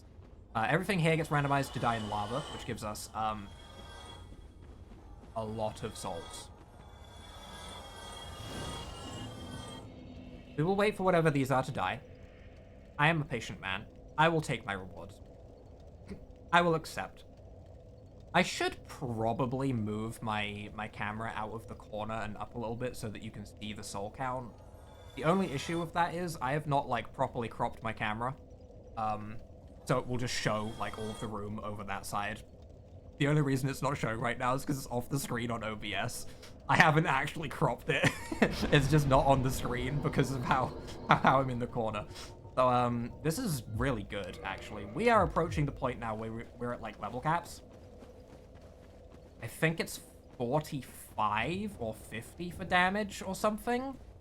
So we're a reasonably high level for Dark Souls 1. Elden Ring kind of blew those caps out of the water because of how big the game is, and the caps in that game are like 60 to 80. But in Dark Souls 1, also don't pay attention to my feet while I walk up these routes. My feet are a little bit broken in Dark Souls. Don't worry about that. He didn't see anything. No one go back and look at the feet. No one pay attention to feet in a general sense, actually. Yeah. This area is pretty loud because of the fire. Like your big warning of like, hey, you're on fire, be careful, buddy. But we don't care because we have the orange shard ring, which would normally drop from Centipede Demon. But it dropped from Calamite, and because I don't have my key items shuffled, it's still the same item that pops out, which lets us move through fire. That guy is scary. Don't want to deal with him. Honestly, if that guy got put as a boss, that'd be terrifying. I would hate that. That'd be one of the worst bosses for me to fight. So I always just run away from him. Is true Dark Souls fashion of how to get through the game. You do, in fact, just run past everything, fight the bosses, and then you go ahead and save and quit whenever there's a lot of enemies near you. Those are the golden rules of Dark Souls. I have imparted my knowledge upon you, young disciples. But yeah, we will rest here so that we can go ahead and respawn here, and let's head towards Bed of Chaos. Who you don't actually need the orange charred ring on for. Dun, dun, dun, dun, dun, dun. I mean, it does make sense that they make the fire incredibly loud because big warning of like, hey, you're on fire. Go up this thing. The poor guy's feet. Absolute ankle breakers. But you don't actually need the orange charge ring on past here. It's only to get through the lava, so we can go ahead and put the chlorophy ring back on. which will hopefully let us make it through this run a little bit. This is another one of those scary corridors. I have a friend that hates this place. There's a Drake behind me. Okay, no. My general plan for this is always just kind of hug left. That was close. That could have been scary. I'm just gonna hug left. There is an item around there. There's an item right there, and I want to grab it. But because there's a lot of stuff chasing me, I'm just gonna keep going. That's okay. Don't laugh at me, you stinky purple orb throwing stink face. Die for that. Hey, drop. Nothing. Okay. Wasn't sure if she was gonna drop anything interesting, but we are pretty much ready for Bed of Chaos, which will be a random enemy. That shouldn't sound... Why are you not working? This person normally blasts you with giant fireballs. She is confused. I'll be nice. I'll just leave her with a giant gaping wound in her back. I'm sure that's the nice thing to do in this situation. Don't worry about that. But yeah, this will be a randomized boss, so we won't have to actually do the Bed of Chaos shenanigans, where you normally have to, like, break the sticks on the side and fire thing, and then drop down into the middle with the wavy hand and his beard tickling you, and hit the little midget in the middle. Artorias! Okay, well, there's a scary fight. Here we go. Okay. I have not fought Artorias in a while, actually. Probably gonna mess this up pretty badly. Run's been going too well. I need to remember when my timings to heal actually are. It's definitely not now, but... yeah. I need to stop playing like a dum-dum.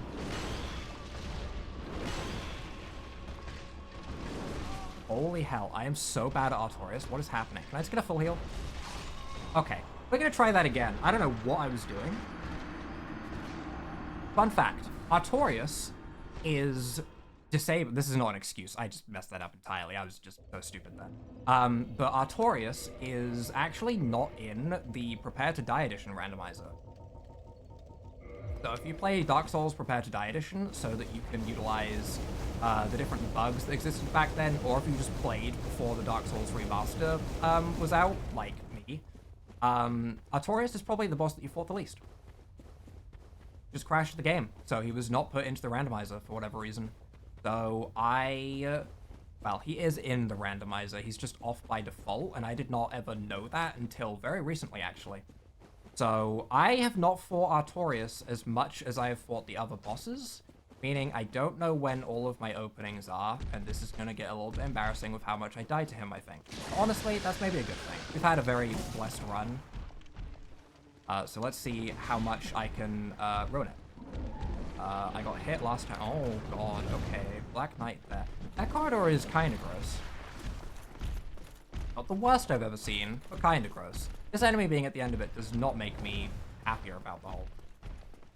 I'm still gonna kill her, so she doesn't shoot me in the back or anything. Is Firestorm Lady active now? Yes. Okay, I don't feel bad about killing you anymore.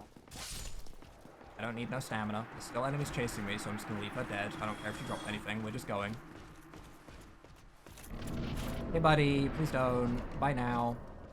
Alright, and let's try this again. Now that we know that it's Artorias and I don't have that initial shock value, hopefully I can actually, like, focus up and do the fight. Because, that was embarrassing. I'm gonna get hit by Pocket Sand. He has this attack that he does where he throws Pocket Sand at you, and I'm terrible at it. Alright, this time I have a moment to, like, actually get my, my bearings.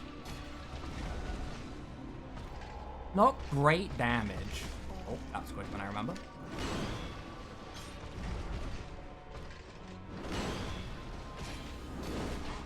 Okay, can follow that up. Good to know. I'm kind of learning this fight again a little bit, which is a little bit funny to say. Pocket Sand, yep. That's always gonna hit me because I'm dumb. Oh, that's fine. Roll to the side.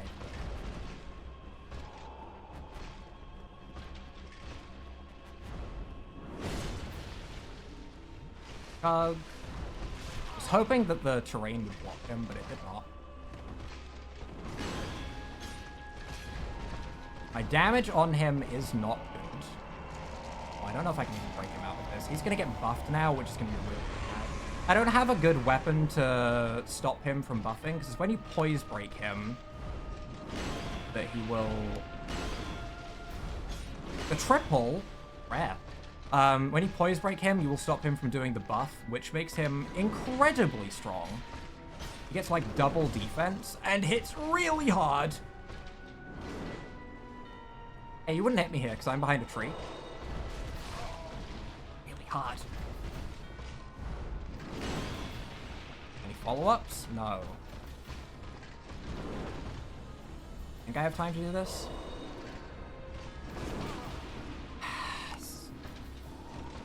His buff will wear off eventually. It's just gonna take a while. And I need to not do that specifically. I need to not do specifically that.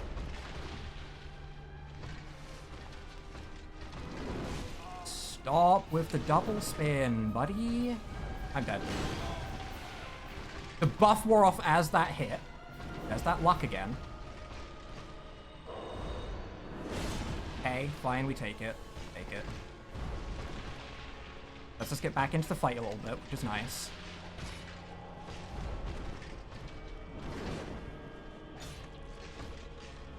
This is one of the best fights in Dark Souls, don't get me wrong. I'm just not perfect at it. Well, I'm not even good at it, let's be real. From what you're watching, you already know that, though. I'm going to use this as a moment to heal. Even if it's going to be a bad trade, I should at least get more healing out than whatever. I have humanity to heal, so it's not like it's the end of the world. Pocket sand me, I'm going to get an R1. I'm going to double spin, and I'm going to roll into it like a dum-dum, and I'm going to get greedy and attack. Fine.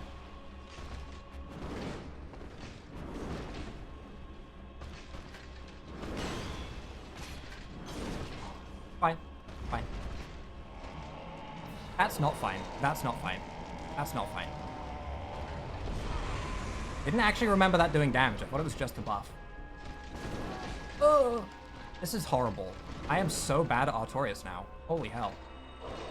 The good thing we bought those humanity early, that I have humanity in general. The good news is he is low. That's the good news. The bad news is I could very easily choke this.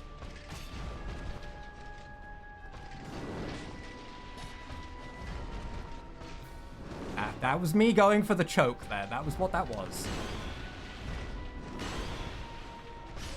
There we go. Artorias down. Oh, okay. That was tough. That was tough. I had to remember how to actually fight Artorias for the first time in a while. And that is Bed of Chaos down. That is our second Lord Soul. Honestly, if that had been in the Four Kings fight or Vito, well, it still could be, actually. So I'm gonna shut my mouth. If that's in the Four Kings fight or the Nito fight, that's going to destroy me. Nito. We're gonna go to Firelink. We're gonna go down through the catacombs. We're gonna go down to Nito in the Tomb of the Giants. We have the Skull Lantern, which lets us see, which is nice. Just a thing that you hold up like this. I could have had my chlorophy ring on for that the whole time, I guess. Which would have not really helped us too much against the Artorias fight, but still.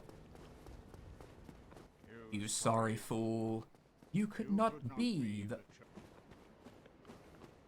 He says that a lot. I never speak to him. It's my fault. There is a chance of there being some very good items down here. This is not where I want to go. I guess I dragged the dogs out of the way though, which is nice. There could have been some very good items here. White Science right here. But this area sucks to try and run through, which is why I didn't come down here when I was a low level, because as you can imagine, that would have just killed me at a low level. So that's why I didn't go down here earlier.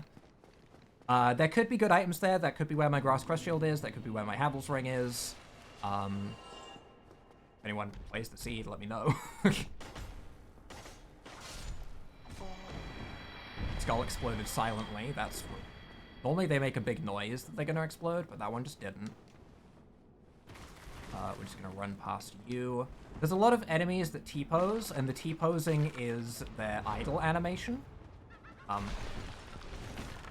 That happens whenever they are trying to do any kind of animation where they're like resting against a wall, or they're sitting down and playing with the floor. Any kind of enemy that has an idle animation that would normally be playing until you first attack them to like make them aggro, they'll just T-pose in the randomizer, which is fun. I like T-posing enemies. We do have 9 soft humanity now, which is increasing our defenses quite a lot, which did matter because I'm horrible at fighting Artorias. So that probably also helped us stay alive. We are skipping all of the catacombs. And the reason for that is the catacombs is broken. So what we are doing is we are just going to bonk ourselves appropriately down here. And we are going to heal. And then we are going to appropriately drop ourselves down here. That way, rather than running down the incredibly long, winding pathway that is all of the catacombs and all of the shenanigans there, we are instead just going to go fight the boss. That is a toxic dart blower. I do not want to get toxic. That would suck. That would put us on a pretty long timer of getting bonked. Okay, thankfully that one missed. This fight could suck. Not because any boss here will be like a double fight or anything. It's just a very small arena. We cannot see who it is beforehand. Yes, I move in real life when I try and check things that are in a spot in a game. Leave me alone. It's fine. It is... Oh, it's a king. Who is broken?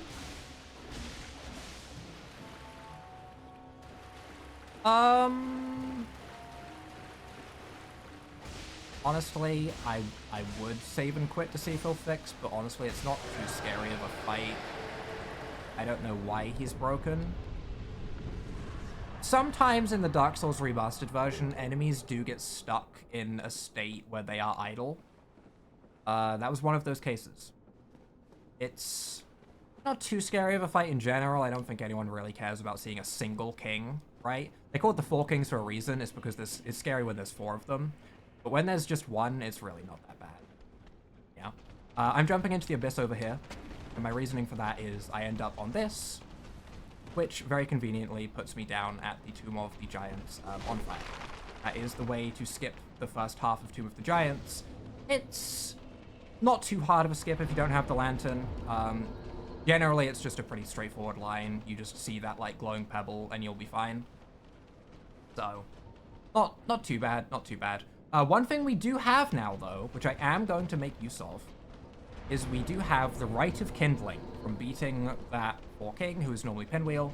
That lets you kindle extra times, and while our Estus is not great, having 20 of them is still valuable. But if I run out of humanity or anything like that, having these extra Estus is nice. I have a decent amount of bubble humanity. Obviously, we were healing with humanity, which is why we have so much. 15 should be fine. I don't think we'll keep some for defense. Also, being human does increase your defenses as well. So we do have a lot of defense. I can hear clambering that I don't enjoy hearing. We're going to ignore patches, and we're just going to try and run through as much of Tomb of the Giants without fighting things as possible. Because fighting here sucks. It's dark. Can't hold your lantern up while you're fighting enemies. So the aim is to just try and go. Dark Wraith. We're going to try and go up this, which puts us on a nice ledge where we can drop here, which puts us to another nice ledge where I have had invisible enemies here before when I have tried to roll down here and they have pushed me off the ledge. That was just me being bad. Gravity.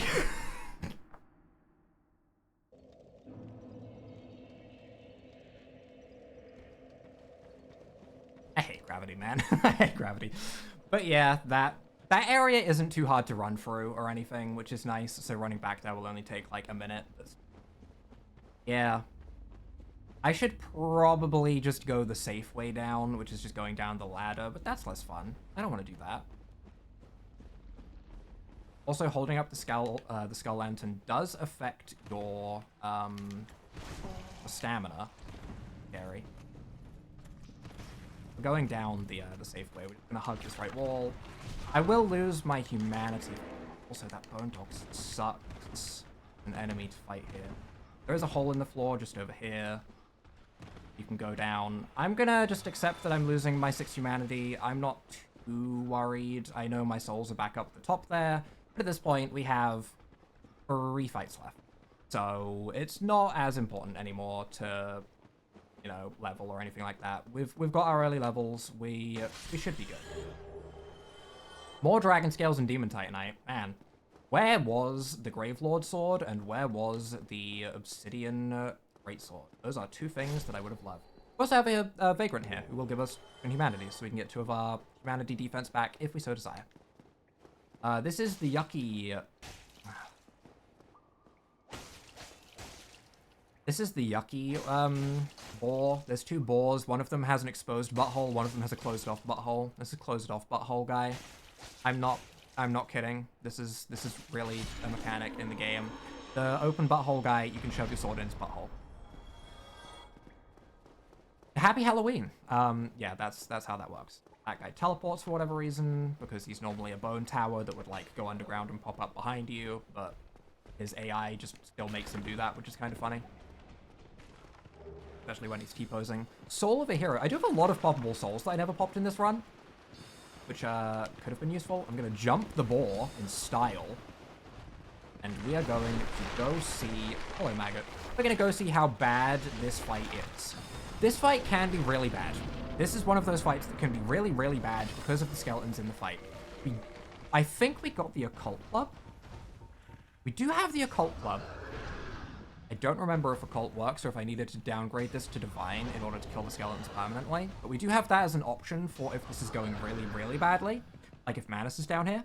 And then we can try and kill the skeletons permanently with Divine weapons. And then we just have to fight the boss. I'm a little bit nervous about how this fight is gonna go. Yes, there's a ledge that you can step on here. It's very funny. We're gonna take full damage when we first go into the arena, and we don't have any big AoE. So when there's multiple enemies besides us, we're gonna have a bad time. Who is charging me? It is a gargoyle. The gargoyle has finally shown up. I am so thankful that this is a gargoyle. That is so easy to deal with, honestly. I'm honestly just going to mash R1 before the skeletons get here as much as possible. And then there is no skeletons to deal with. That's just beautiful. That brings a tear to my eye. Thank God for gargoyles. Okay.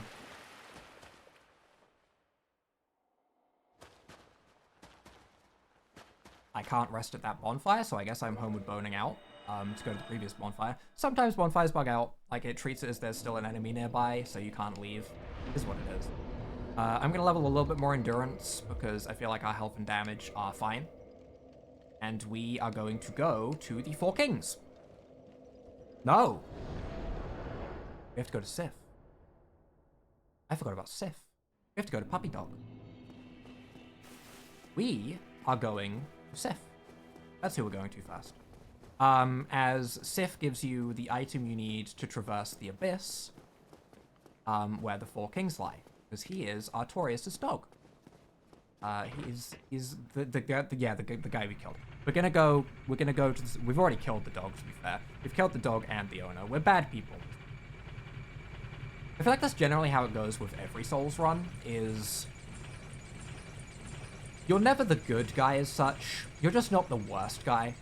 In every Souls game, I'm always just kind of like, okay, but should I be killing every single person I meet? Probably not, right? There's probably some nice people out there that are invading me to, like, protect their home that are just, like, territorial. There's these animals around that are just territorial. In Elden Ring, there's just straight up deer and sheep walking around that you can just murder. Like, you're just not a good person in Souls games. Rat, can you please not? I'm trying to talk about how I'm not a good person, and I understand. Actually, you know what? Like I said, I'm not a good person. I'll kill the rat. I'll do it. I'll kill the rat. But we need to get one item to access Sif, and that is from the blacksmith, which I have not bought yet. I had completely forgotten about this, and I nearly ran all the way down to 4 kings, and I would have jumped in there and died from not having the ring on. But we need to pop, like, 500 souls. Which is fine. Any soul will do. I have a lot that I could pop, and I could gain a lot of levels, but honestly, I'm not too concerned. I will level when I die. That's generally how I play the game. I'm like, I will play nice and relaxed, and then I'll die once, and I'll be like, okay, it's on. I'm leveling now. Should I have done that with Artorias? Yes, but also Artorias, I think, was just me getting shocked that I even saw Artorias again for the first time in a long time. So that did jolt me a little bit as like a, oh, what do I do again? And then I got hit 5 times in a row trying to heal, which... Very noob mistake. You stuck to be here, but I can run past you. There is technically 2 bosses in this garden. There is the Moonlight Butterfly as well. However, I am not too concerned with that. These are all items that... Another dragon scale. These are all items that I could have came and grabbed way earlier. If, for example, the merchants hadn't worked out, this would have been one of the areas I would have considered coming to. Because ultimately, you gotta find a good item somewhere. It's just how far do you have to go to get it? There is also a neat little jump you can do where you can jump up onto the top of this, and it's very satisfying to pull off. You can get so much height jumping up this little area, and I do tend to enjoy jumping my way up there, but I'm not going to worry about that right now. We have a run to do. I'm trying to get this done in a somewhat timely manner. But yeah, we have Sif, we have 4 kings, and then we have the final fight. So we have 3 more fights to do now that we are done with Nita. I did entirely forget about Sif up to this point, though, which is funny considering he was literally earlier in the run. All of these guys aggro until you join this person's covenant, so I am actually going to go ahead and join just so that they don't aggro on me every time I run through, in case I die to whatever this is. It's Sartorius, or Manus. Yeah, I would say the DLC enemies are ones that I've fought the least, because they are not in the base game Elden Ring speedrun. So, yeah, I've certainly battled them a lot less than normal. Another Go. I've seen a lot of Go. It was normally an NPC in the DLC that takes a shot at Calamite, but because of my randomizer settings, he is a possible enemy. Like Vamos, the blacksmith down in the catacombs, the big skeleton boy with the pickaxe. Andre can be an enemy. I'm sure he's somewhere in the run. I might have ran past him already.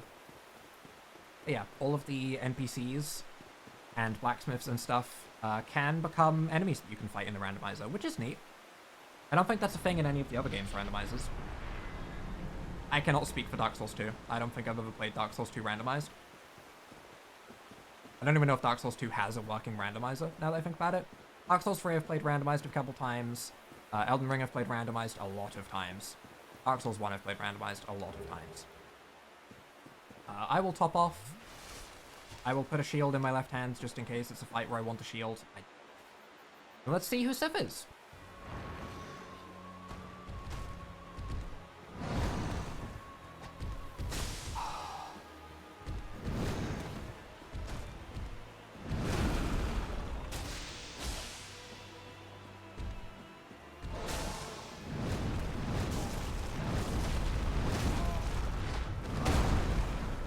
Manus combo.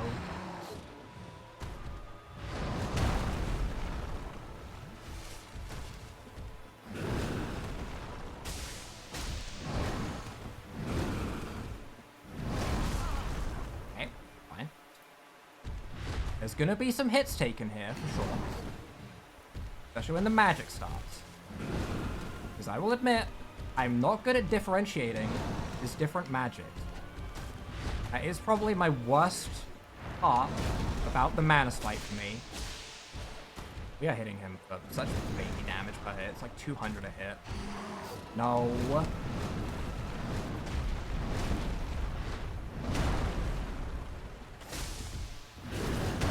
Not the belly bump. I hate the belly bump. If he does that jump when he's close to you, he'll hit you with like his belly, and it does like a guaranteed knockback into his thing. What one is this? Okay, run away from this one. He has another one he can do where he like sucks everything in. And Dark Bead as well, which is scary. That sucks. Oh, that's Dark Bead, okay. I don't know his magics, like I said, I don't know his magics well.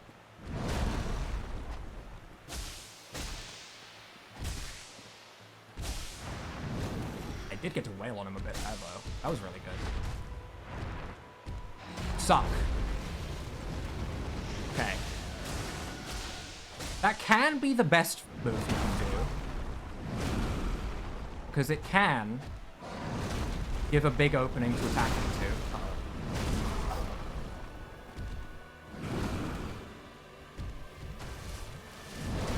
It's fine. I take that trade. I like getting the heals back. I was kind of accepting that. No wombo combo. Yeah, if he does that big pull, it can be fine. Fine. It was greedy to go for that because I knew I'd get hit by the magic. That was greed, but honestly, it's Manus. He deserves greed. Okay, first try Manus. We take those. Yeah, we take those. Good. That's the hardest boss in the game. We take those. Good. Good. I feel better about the Artorias thing now. I feel way better. That boosted my ego 10,000%. That's not a fight that I'm particularly good at. The worst part for that, for me, is differentiating between his magics, and I did it. So, good. Good. Okay. Honestly, I'm glad I forgot about Sif until now. Holy hell, that could have been really scary. What am I doing? I'm going to Four Kings. Right. I'm going to put this on. Ow. And the reason for that is I forgot a ring earlier. I don't remember what ring it was, but I forgot a ring earlier. One trick I could have done right now is I could have warped back to the Tomb of the Giant's bonfire, rested at that bonfire that I've previously kindled to get my Estus back to 15, then warped back out, and then I would have the 15 Estus despite me not having that be like my last location. And then I would have more heals coming down here, which would have absolutely been a smart thing to do. I did not do it, though. There was 2 Twinkling Titanite there. Ultimately, we found Twinkling Titanite, so it's fine. We found an Infinite Vendor, but if I had found that early, I probably wouldn't have tried to go for the skip to get to that Undead Merchant, and I probably would have still been using like a +2, +3 Gold Tracer. So, if you don't do the skip on this seed, you can still get a pretty early upgraded Gold Tracer, which is nice. Or Black Knight Sword? Where was Black Knight Sword? I know we picked that up, I don't remember where it was. Was that early? No, that was like...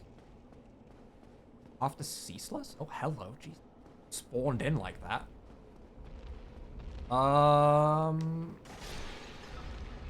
Go.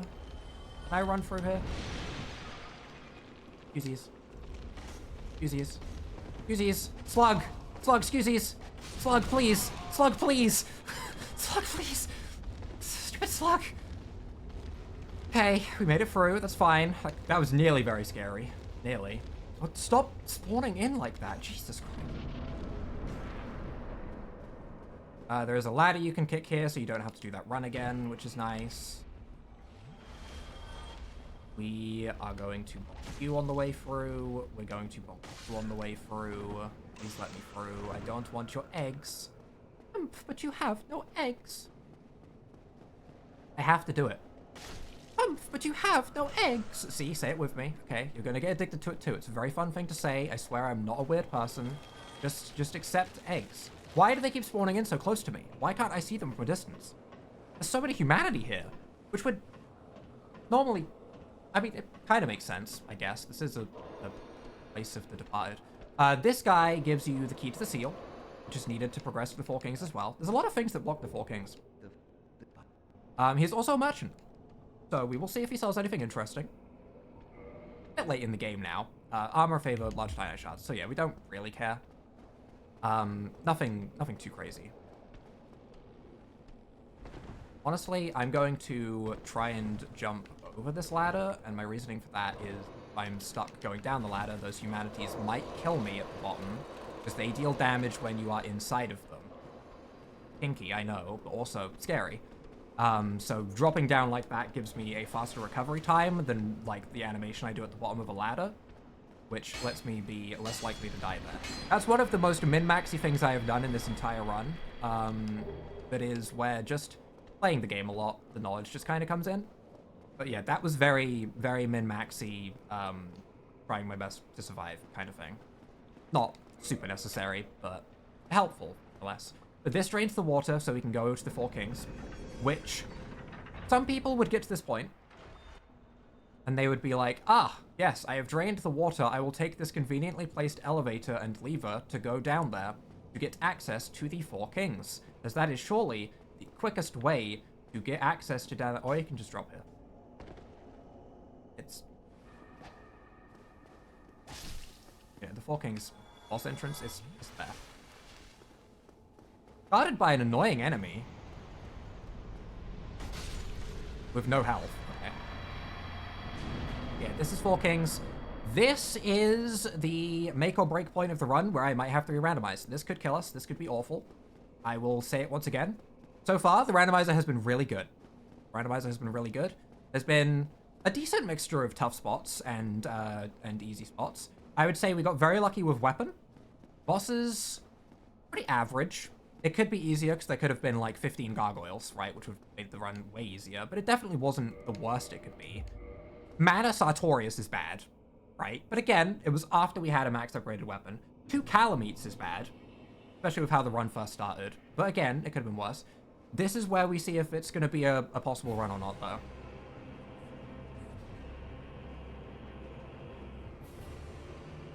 Super Smo? The Smo?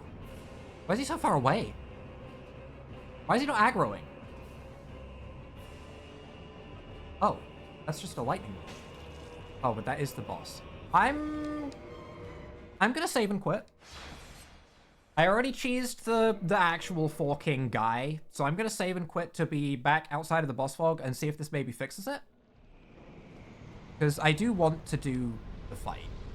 This fight's challenging. I think this one will be worth watching. So I'm gonna re-enter and hope that the AI works. If it doesn't, I mean, it is what it is. But I would like it to work. I do want to show off the fights. We haven't really fought Smo, so we'll drop from a little bit higher because I'm feeling a little bit safer. Can't go all the way down to be safe, but also you can drop from the very top and hope that you don't, you know, hit something on the way down and die. Is this way? I went like 75% of the way around. Oh, it's there. Is he working? He looks like he's moving this time. He's just invisible. Oh, God. Oh, God, he's actually just permanently invisible? I've made a horrible mistake thinking I should do this fight. I have made a horrible mistake. I have no idea where he is. I can just see his hammer.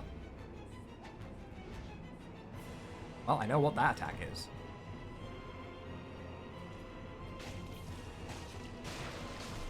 Okay, that was good. I got a bleed. He is taking good damage. Why is there a slime? Wait, is this part of the boss fight?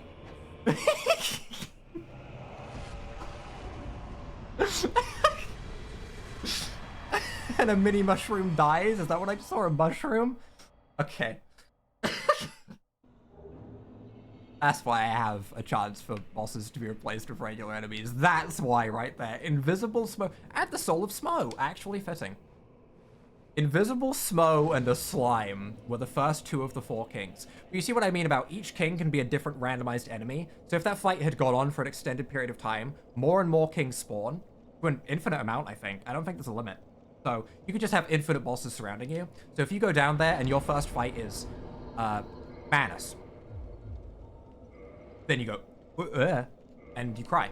You know, that's just how it goes. We have 1 boss remaining. We have Gwyn, and then I think we will be wrapping up this Dark Souls run. Dark Souls item, enemy randomizer. We should be doing sub 3 hours just fine. Unless the last fight is really bad. But we've already fought Manus, so I don't think it can be worse. Sorry Yeah. Shut up, Cramped. I'm the chosen one. I choose that. I choose to be the chosen one. But we have all 4 Lord Souls. We can offer them up. This becomes a place that we can go through to get to the final boss. This also becomes a place that we can rest at to get 20 Estus. We only got 2 Firekeeper souls, which is lower than I would like for a regular run if I was, you know, playing casually. This is playing casually, but you know what I mean. Like, if this was a all bosses run that I was playing in my own time, that I was going down every corner and being like, where is this item? I want to use this weapon. I will search for. Rather than trying to make this in a timely video Halloween special kind of thing, then I would have liked more than 2 Estus, or more than a +2 Estus. But it is fine. It is fine.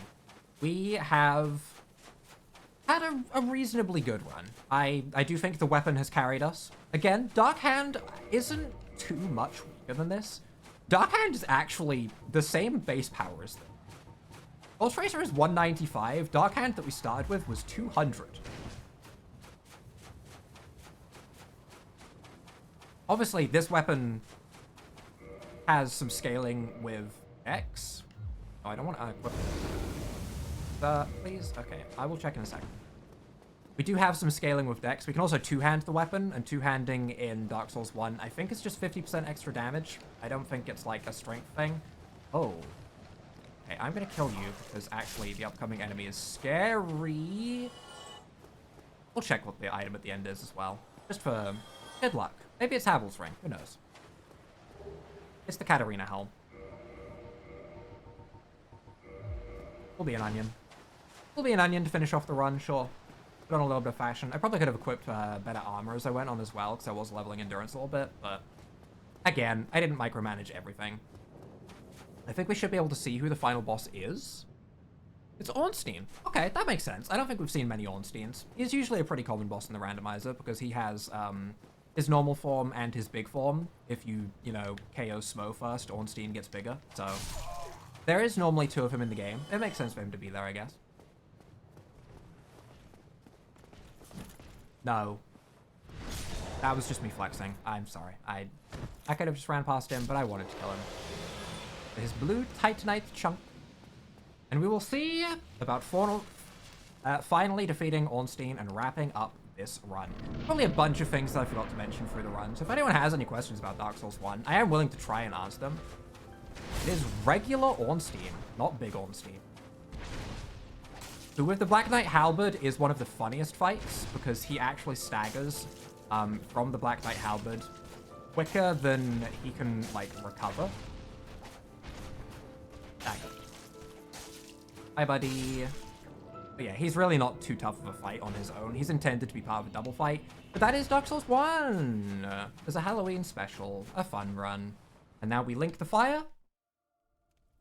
Maybe I could have done the other ending, but we'll link the fire. And that is the Dark Souls Item Enemy Randomizer. I think that this was reasonably quick, like 2.5 hours. A pretty good length of video. Hopefully everyone has a nice Halloween. I know that this was a little bit of a weird Halloween choice, given that it's not really a typical spooky game, but also I wouldn't have had as much fun with a typical spooky game. I much more enjoy jumping off of ledges and falling to my death. That's more my style. I like that. Specifically, chained together, jump king, only up. Yeah, that kind of, I love dying to gravity. Ow.